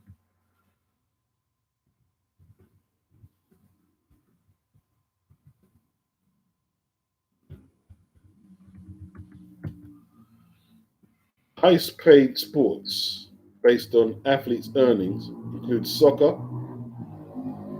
basketball, American football, baseball, and Formula One racing, with soccer players like Cristiano Ronaldo and Lionel Messi often topping athletes' earnings lists. Mm. Yeah, football. Sports with the highest earnings. Top players, yeah. Ronaldo and Messi. Looks like they're the top boys. It's Messi and Ronaldo. Yeah. I think there was only one boxer in the top Forbes athletes. I think that was Tyson Fury. Individual competing athlete. It's probably Messi and them guys, man. And why am I just said it? Messi and Ronaldo. But is Ronaldo playing in Saudi Arabia in that league? Yeah, the Saudi money, yeah, behind Ronaldo. Yeah. Nah, tennis didn't feature. Tennis didn't feature. Tennis didn't feature.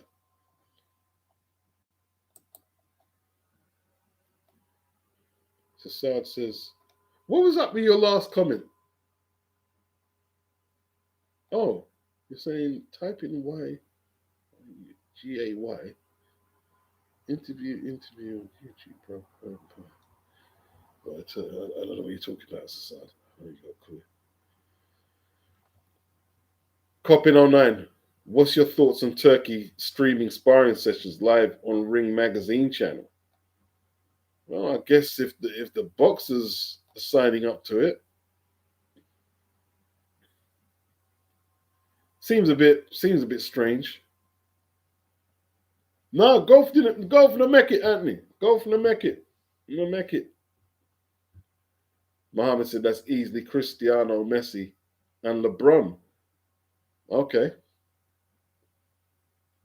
I don't think LeBron probably makes more than Ronaldo if Ronaldo getting that Saudi money. So Saad beats. Would you say boxing is a niche sport in America? It's a niche sport everywhere. It's a niche sport in the UK. What you have to remember, right? There are 38 weeks of just Premier League alone. That doesn't count Champions League, Cup winners, and FA Cup, right? And every league game, let's say Saturday, 3 o'clock, 12 o'clock kickoffs, how much revenue are all them games taking in? That's not a niche sport. Boxing is a niche sport. Most cards are not doing football stadium numbers. Yeah, we get 1 or 2 cards a year if we're lucky that are stadium cards. So boxing is a niche sport over here in America and everywhere. Blue Collar said tennis seems dead without Federer. Yeah, Wimbledon just seemed dry without who are the top dudes now?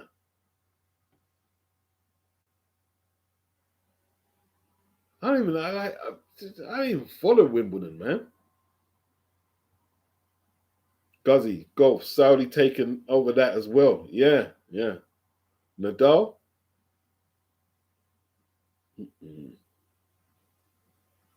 Now, Formula One obviously is a big earning thing. Like Lewis Hamilton, I guess, earns quite a bit of dough.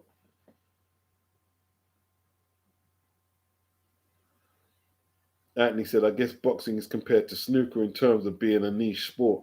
Yeah.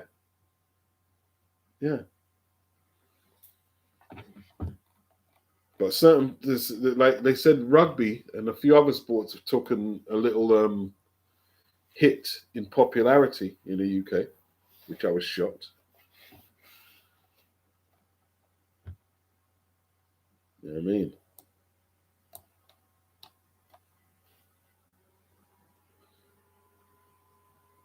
Blue collar.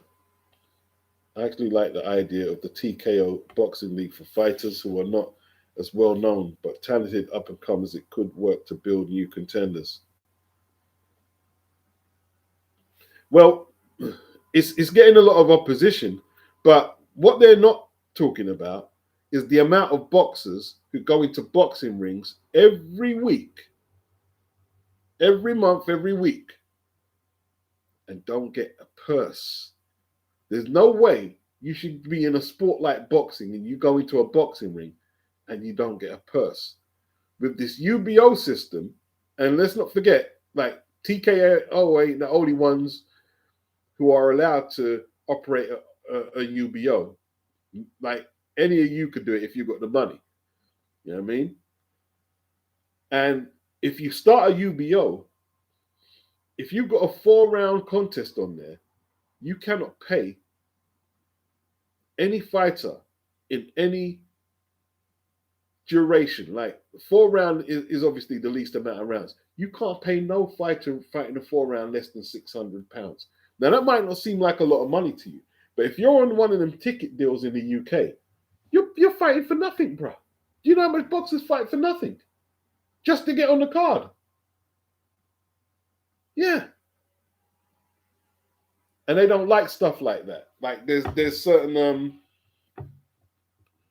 certain things like if you get injured while training for a UBO card or a UFC card, you are required to pay some of the fighters' hospital bills if they get injured during the fight, etc. I haven't got it all here. You know what I mean? But yeah, and a lot of people don't like that.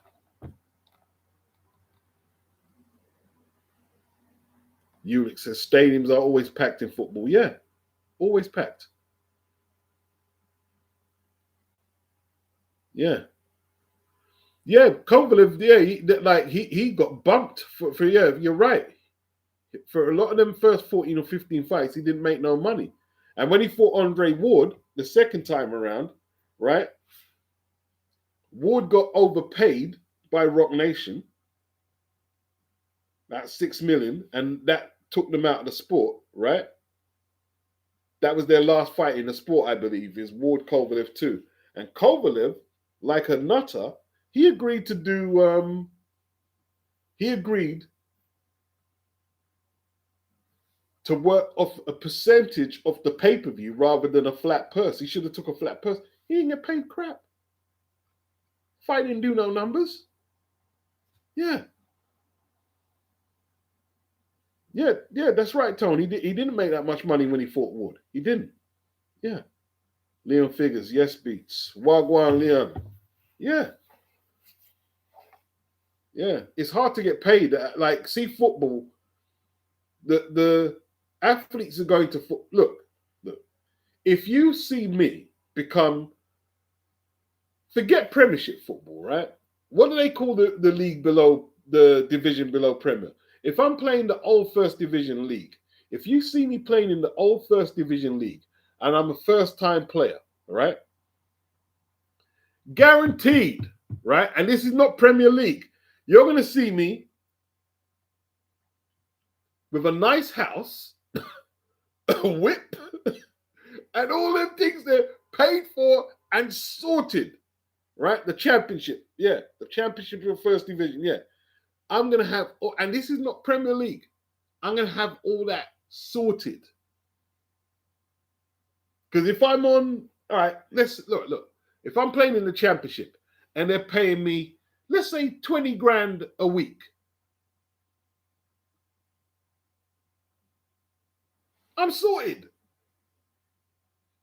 Although 20, well, all right, probably get more than that. But 20 grand a year, you could put down your mortgage. You can start putting down your mortgage and you're all right. But as long as you don't spend excessively. Yeah. Yeah.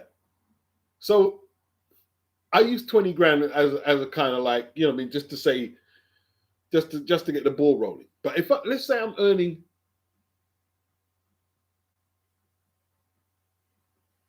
100 grand a month, 100 grand a month, right? I'm nice. I'm nice. I can buy a yard. Buy a yard. But and see, I'm saying there's no footballer. I don't think the championship players probably all earn more than 5 grand a week. So they're getting probably, I don't know. I don't know. Most of the footballers in the championship have got a good standard of living. Let's just say that house, car, and holidays, and you know what I mean. Yeah, yeah.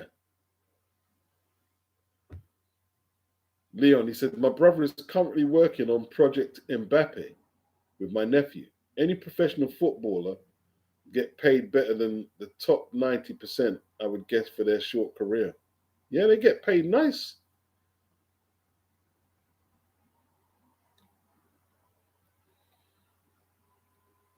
Yeah, it's the championship. Yeah.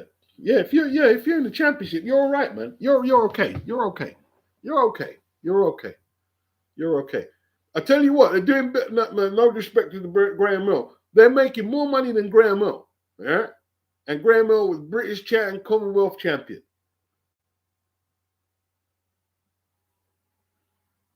Because if you go to Boxrec, you see a lot of the fights at the York Hall. You know what I mean?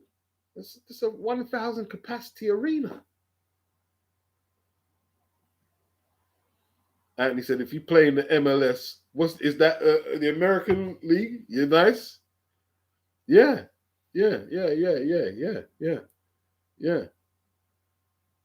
And he said, boxing is a mug's game. Pretty much. Yeah. Tom says, depending on which club they're getting paid. If they don't the money off, they should be set for life. You should be okay. Because you see, as well as that, I think they have pensions. Most of the league teams, they've got a pension thing. And if look, all you got to do is have your head screwed on a little, and you can do all right. You can do okay. You got your head screwed on a bit. Yeah. Mm-mm. Anthony said, I remember you saying on the stream that Colin McMillan fought on a show for free. Who, Colin? I can't remember that. I've interviewed Colin. I don't know. Maybe. I can't remember though. Yeah. Big up Anthony, big up Ulix, big up Tom, big up everybody. Ulix, he says, that's what sponsorship income does for a sport. Yeah. Boxing, like Anthony was saying earlier, the sponsors, what are they going to invest in? Because boxing is all over the place. They probably they'll invest in the broadcaster rather than what the promoters have as a business. They'll invest in the broadcaster. All the money go to the zone, get all the sponsorship. Netflix get all the sponsorship.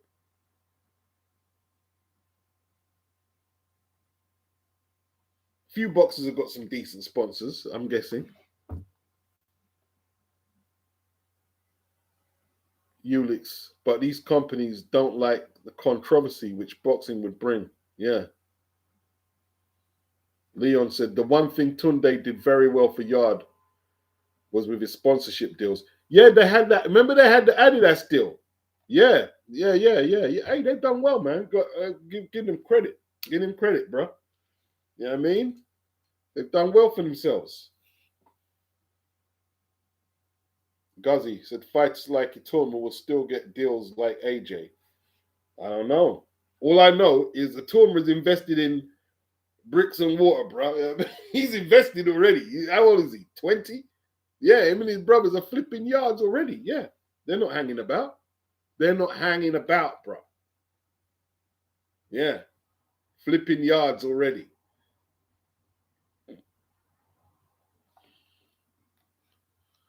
You have to if you're a boxer. See, that's the thing. A lot of them boxers, probably like Broner. Remember, I never forget that day, man. That Sunday morning, I woke up and I was on the internet, and Broner was flushing money down the toilet, and I remember feeling depressed.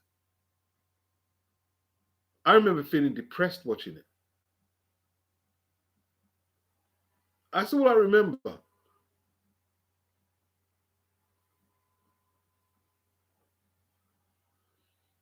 Guzzy said, that's good to hear. Got their heads screwed on. Need to.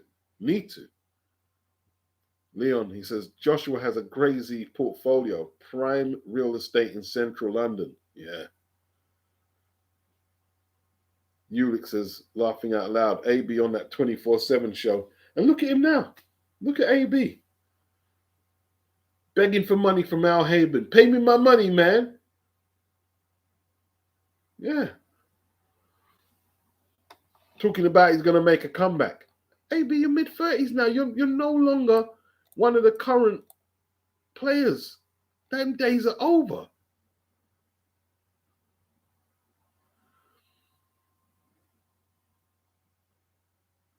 Anthony said, people online were saying that Yard should leave Tunde. Yeah, they were. Not understanding that they came into the sport with a plan. Most boxers like Yard don't leave boxing even able to purchase a house. Indeed. Leon, the trappings of wealth, wine, women, and song tell as old as time. Yes. Indeed. Blue collar. Crazy how forgotten Broner is now. Crazy how forgotten Broner is now. Time flies. His only hope is to make money. Is actual Misfits. He needs to either do the Misfits or make a podcast. Because if man, come on, bro, man. Who can you beat? You lost to Blair Cobbs, and like, Blair's a decent fighter, but come on, man. Lost to Blair Cobbs. You're not supposed to lose to Blair Cobbs, man. You know what I mean? Not supposed to lose to Blair Cobbs. No way. Like it was who did I see? I'll never forget that, man. I was not being funny. I was raging, man. But then again, it was his decision. Who's the lightweight? Bojack. I saw Bojack cleaning Gus Lesnovich's shoes. Bojack was a former light heavyweight world champion, right? And I saw Bojack cleaning Gus Lesnovich's shoes. And I was so pissed. But then I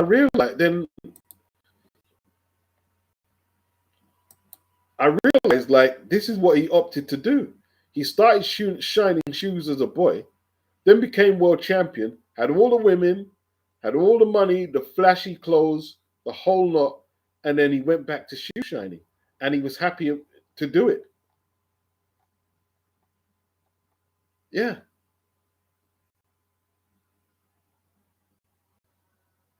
Yeah.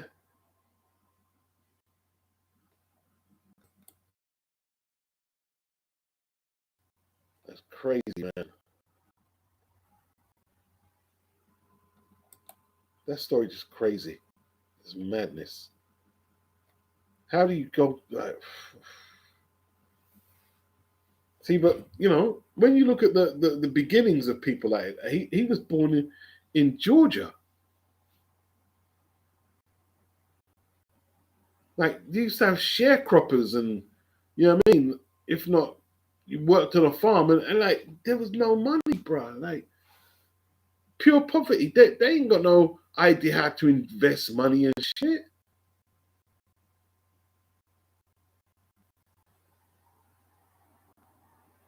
The battle royales were still about when he was a kid. He fought in them, and he's a small dude. He could have got killed in one of them things. The battle royales.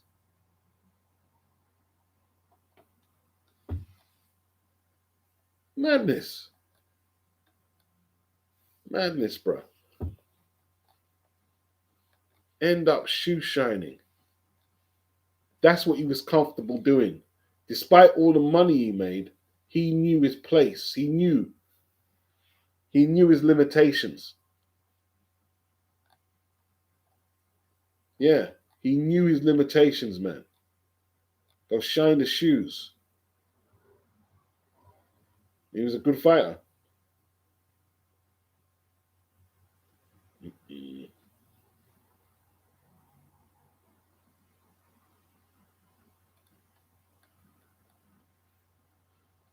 Was he broke though? I'm reading here. I just read it. I just opened it. It said he took his boxing earnings. I see that it was just a living. It was just a way of making. I think still had some his earnings from boxing. Yeah, he just shined shoes. You get paid.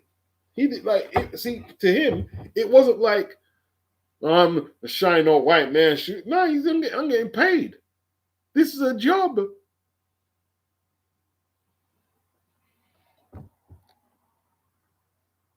Mm-mm. He did suffer from poverty in his later years. I'm on Wikipedia. Okay. Suffered from poverty and Parkinson's disease. He died at 78 in a Miami nursing home, February 9, 2000. They all end up poor, man. They all end up poor. Which of them don't end up poor, man?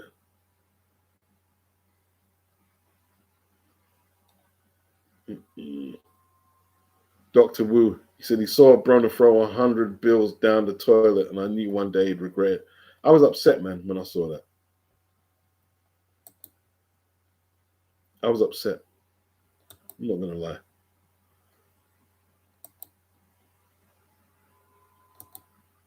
Big up Anthony Mackin for the super chat. He says, knowing what you know now, if you could do it all again in this era, which sport would you choose to become a professional in and why?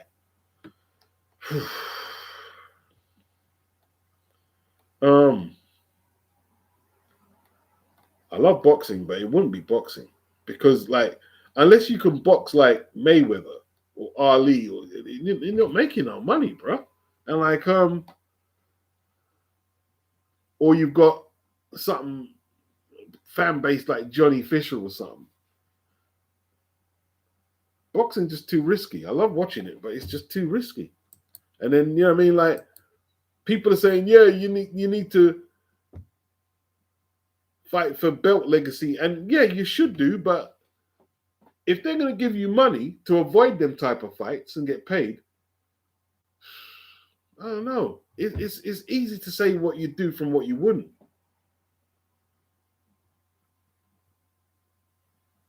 I know that much.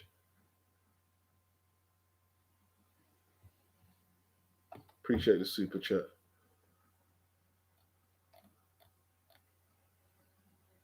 Blue Collar says, when you have not been used to money and suddenly get a bit, it's actually a scary proposition to invest that money. Yeah. Mm-mm. People don't talk about that. Wow. Tone, it's been reported that Broner has a gambling addiction. I'm not sure if that's true. Yeah, I believe he does, but it doesn't matter how much money you have if that's an issue. It's just gambling is just a disaster. Gambling, like it's just an anyone who gambles, like unless you've got control over it, like you know what your stake is weekly. Okay, you can set aside a certain amount of money, whatever it is for you. It could be 100, depending on how much you earn monthly or whatever. It could be £20 a week or whatever, or maybe you know what I mean. But you, unless you've got that, my granddad used to do that.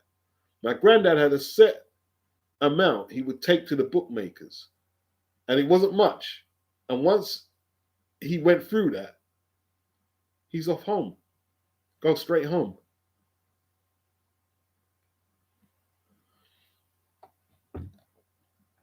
Yeah.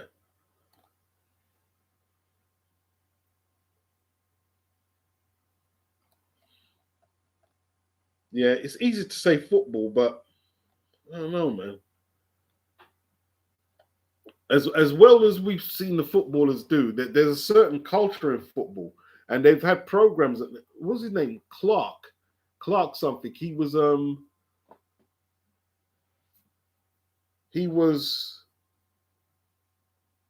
in charge, or he used to head the players' association or something, and he tried to kill himself a couple of times, bro. It was pretty sad, right?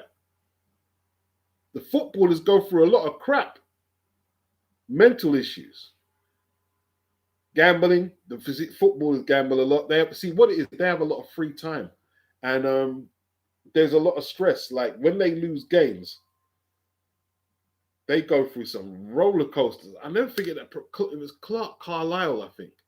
I never forget that. I was like, flipping. This man tried to run in front of a big lorry and try and take unalive himself. I said, what? He had a couple of suicide attempts, and he had a family.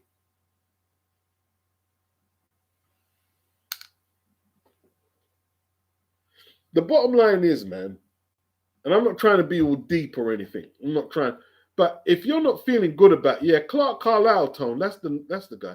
If you're not feeling good, it doesn't matter how much money you got, how good you are at the sport, how much chicks you're boning, or what designer drugs you're taking, how much designer clothes you've got. If you're not good within yourself, it really doesn't mean much. Like Blue Collar said, a lot of people get that money and they haven't got a clue how to invest the money. Although if you're a Premier League club, you obviously get access to good advisors just through agents. Like if you're a Premier League club, you'll go to a reputable agent and you'll get all the advice of where to go, what to invest in, etc., etc. And unless you're a total muppet, it's hard to really screw it up. All you need is a couple of seasons really to set your, like if you're a Premier League if you're in the Premier League, just a few seasons you should be set up. You should be set up. I'm not saying you wouldn't have to work again, but let's say you 2 seasons Premier League, yeah, you should be able to set yourself up that you're able to independently function, live good, and live well.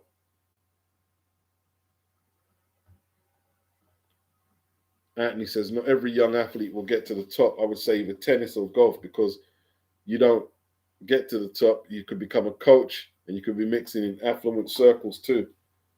Mm-mm. There is no guarantee that you will get to the top if you set out to be a professional footballer. You're damn right. I know lots of kids and talented kids who wanted to be professional footballers, and for one reason or the other, it didn't happen. It didn't happen. In fact, I really pissed someone off who I went to school with. This was years back, because I was telling them because they weren't that good. And I was reminding them how good they were. And I think it was kind of peeing them off. But I was complimenting them because they were that good. They were that good.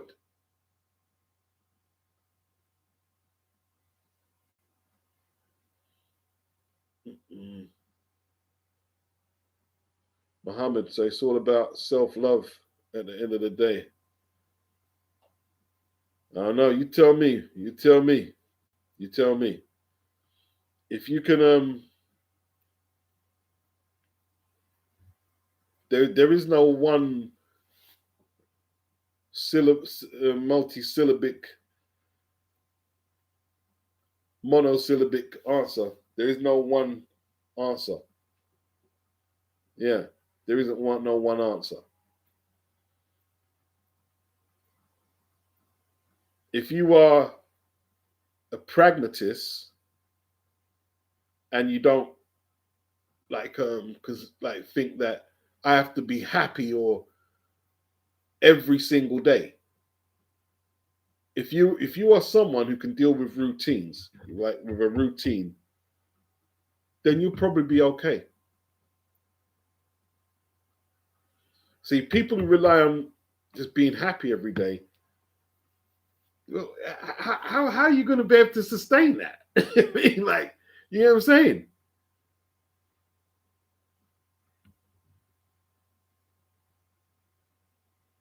Anthony, I could never see myself playing football as a professional in somewhere like Lithuania.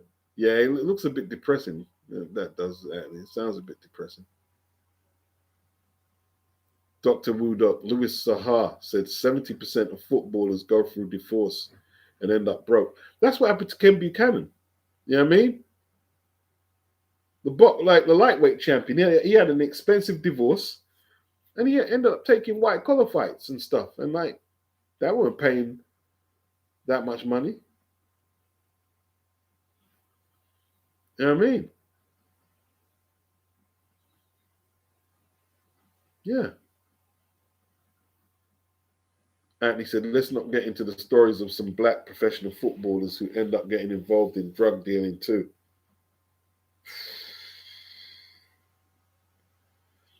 You know what it is, man? It's that it's the image that you create when you have the money. That's what. Remember the two rap. Who remembers them two rappers from Philly, the Hilltop Hustlers? Not Pimp C, Cool C, and who was the other one again? Cool C. Oh man, I forgot. I remember Cool C. The other one was a better rapper. I can't remember his name now. Cool C. And I need a new computer.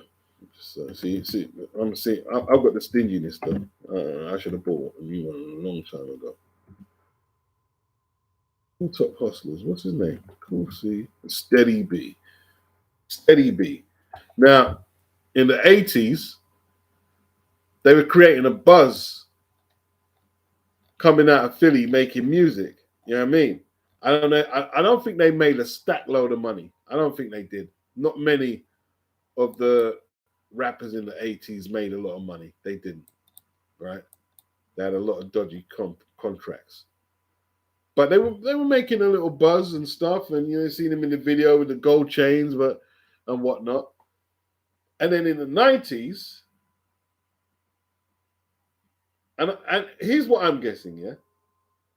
You're seeing NWA come out, Naughty by Nature, and all these other groups, and they're commercially successful, and they still got their underground appeal. And these guys weren't getting the radio spins they were once getting, and they're seeing everyone overtake them. And they went and robbed the bank. What did they? Was it a bank they robbed? It was a bank, and they ended up unaliving a female security guard, I believe. It's just sad.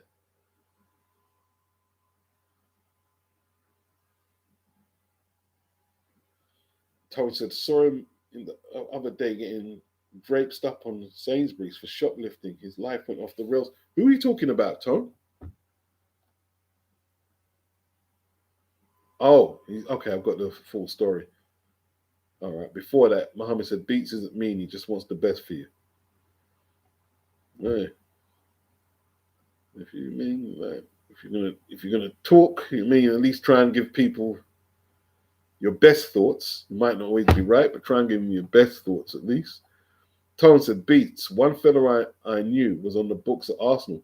He got thrown out for robbing the first team's belongings. They set up a trap for him. He never got another chance at a pro club. Oh no. Oh no. Saw him the other day getting draped up on Sainsbury's for shoplifting. His life went off the rails." That's what happens to a lot of kids, man. That's what happens to a lot of kids. Because they're They're tunnel visioned in. They know how good they are. They're tunnel visioned in, and everything is all about um, them making it. And when they don't make it, it's like, well, what do you do from here? Yeah. Mm-mm. Wow, wow, wow, wow, wow, wow. It's like Chuck D. He had a song, right, on Public Enemy's Greatest Misses. It was called Air Hoodlum. That was just like, it was just deep. It was about this kid, tall kid, talented basketball player. And then let me put the verse up. Let's see if I can find a verse.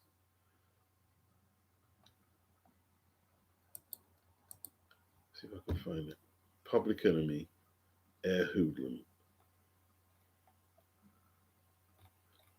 There was one verse. There's one verse in particular. He said, the fall began when Mickey Mac fell. Hell ripped his knees, drafted last by personnel. On how he loved the game was fantastic until he was cut and couldn't stick. Times got tighter and tighter. He had an attitude, was rude, so he turned into a fighter. School wouldn't give him a job that he needed, assistant to assistant coach.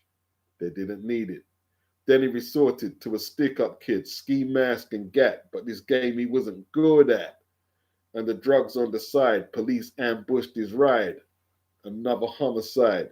He was over, ghost, hometown hero, but now a zero. To those hypocrites who ripped him blind for his skills without the will to develop his mind, forever in the news and the community views him only as Air Hoodlum.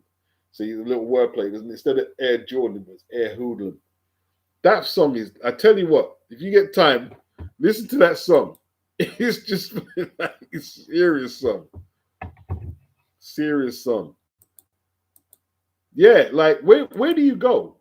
If you've got ambitions of being a great baller and it collapses, it's just like, mm-mm. Muhammad said he's all for the gangster rap. He don't want none of that Cool Mo D rap. Cool Mo D? Are you kidding? You know what I mean? Cool Mo D? Yeah, yeah. Cool C done was it Glamorous Life? I think Jill. Yeah, I think Jill Scott is in that video. They're saying Jill Scott. That's Jill Scott, the girl in the video. Lady Chan beats. What about the boxing trainer who got charged for shooting? When was that? Mm-mm. World is gone a bit nuts, isn't it? Charged for shooting? No, I haven't heard about that one. I haven't heard about that one. Crazy, man. Oh, for shutting. I'm with you now, Chan.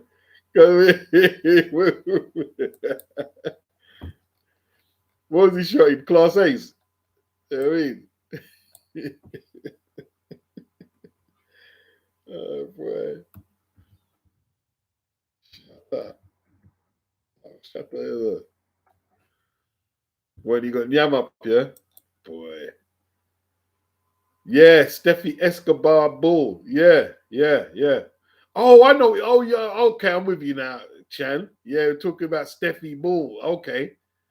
You know what it was? I'm such a victim. I had it in my mind that you were talking about a black dude. When you said shotty, I thought it was it's Steffi Bull. Of course, it's 10 years. No, he's got 8.5. 8.5 years. 8.5 years, bro. Yeah, 8.5 years. That's Steffi. Boy. I don't know, man. Don't know, Steffi. I think I'd rather work in the McDonald's than do that. I'm not joking, you know. I don't care what no one says. I don't care if people were to laugh at me. You can laugh all you want. I got my freedom. Yeah. When my shift is over, I clock out and I go home. You know what I mean? I'm not nah, not with it, bro. I'm not showing. I'm not doing it, bro. I'm not doing it. Not doing it. Not doing it. Yeah. Yeah, he's not seeing road for a long time. A long time, Anthony. Probably what's it, 2033. Yeah. 2033, you'll see road. Mm-mm.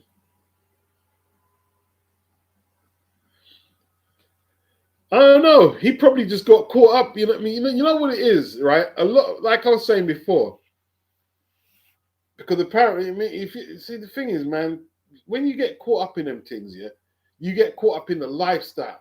Oh yeah, I'm going to drive a big sports car, and you know what I mean, buy expensive clothes, and nah. Don't be too materialistic, bro. Don't be too materialistic like that. You know what I mean? Blue Collar said, I don't even know how you have the audacity to shop in 2025. You're going to get caught. Too much technology. Yeah, yeah. Anthony says, yep, they're so dumb, these DDs. Yes, yeah. Yeah, 8.5 years, 2005.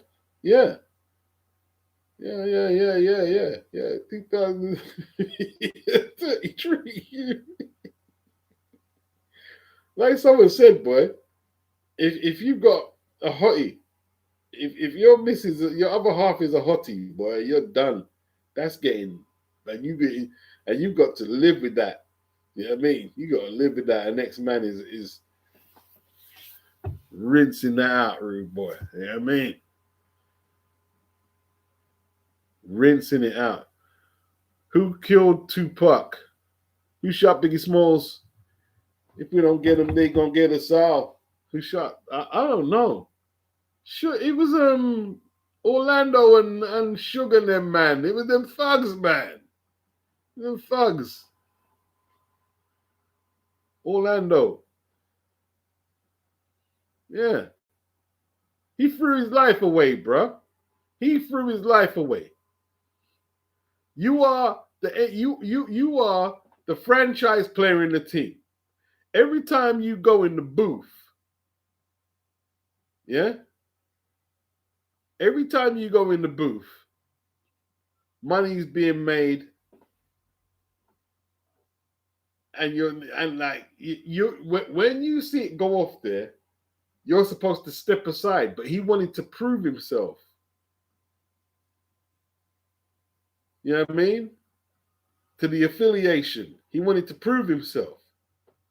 And like the person who he was laying into wasn't the person you do that to. You know what I'm saying? Yeah, Keefy D. Yeah. It looked like he dried up on himself. You know what I mean? Lady Chance of Beats. Do you know Joshua now lives in Golders Green?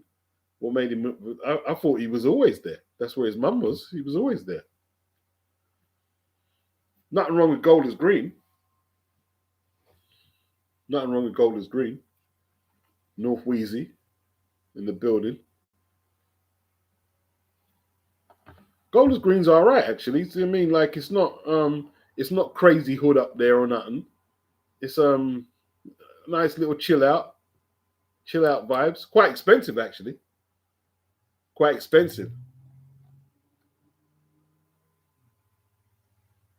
Yep, threw his life away. Tom said mug life, more like, yeah, just stupid crap, man. You know what I mean?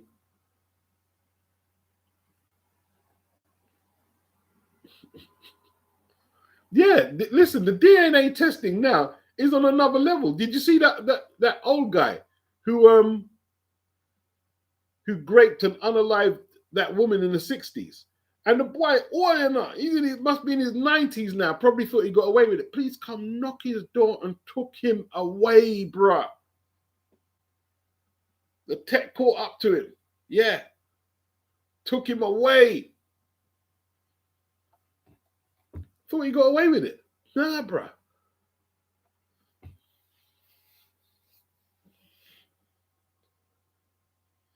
No, he said, no, he never lived. No. He's been out of what for a long time. His mum was always in Golders Green, as far as I know. Yeah. Anthony says, isn't Golders Green a major Jewish part of North London? Yeah. Yeah, it is. It's quite, it's not cheap to buy property up there either. You know what I mean? Coppin said, yeah, very difficult to be a serial unaliver in 2025 and get away with it for years. Caught up with him, bro. Was he 92 tone? Yeah, caught up with him. Caught up with him. You know what I mean? He probably thought he outsmarted everyone. Nah, bro. Got yam. Got yam, bro. Yeah, that Tupac. Oh, I tell you, man. It's just, I never forget that, man. You know what I mean? Because I was laying up with a ting, and then next morning I was watching Bruce Seldon and Mike Tyson. I remember watching the fight, and then later on, I can't remember where I heard it. It was radio or TV. He was gone. He was gone. That was crazy. And then I remember Biggie's death. That was just scary, boy. I was working, right? So I'm loading up my van to do this delivery. So as I remember, right? I had a tape gun in my hand, right? And I'm taping up the box, right? And then I'm listening to the radio. What? I couldn't believe it, bro. Couldn't believe it. I'll never forget that day. And another day, I was at an old woman's house. It probably sound like a player now. I'm not. And when Lady Diana died, that was crazy. That evening was mad up, bro. That was a mad up evening, bro. You know what I mean? Lady Diana.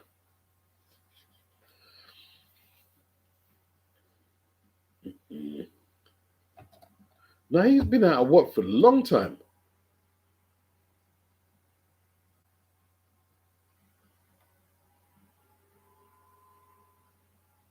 They probably got properties around North London, Watford.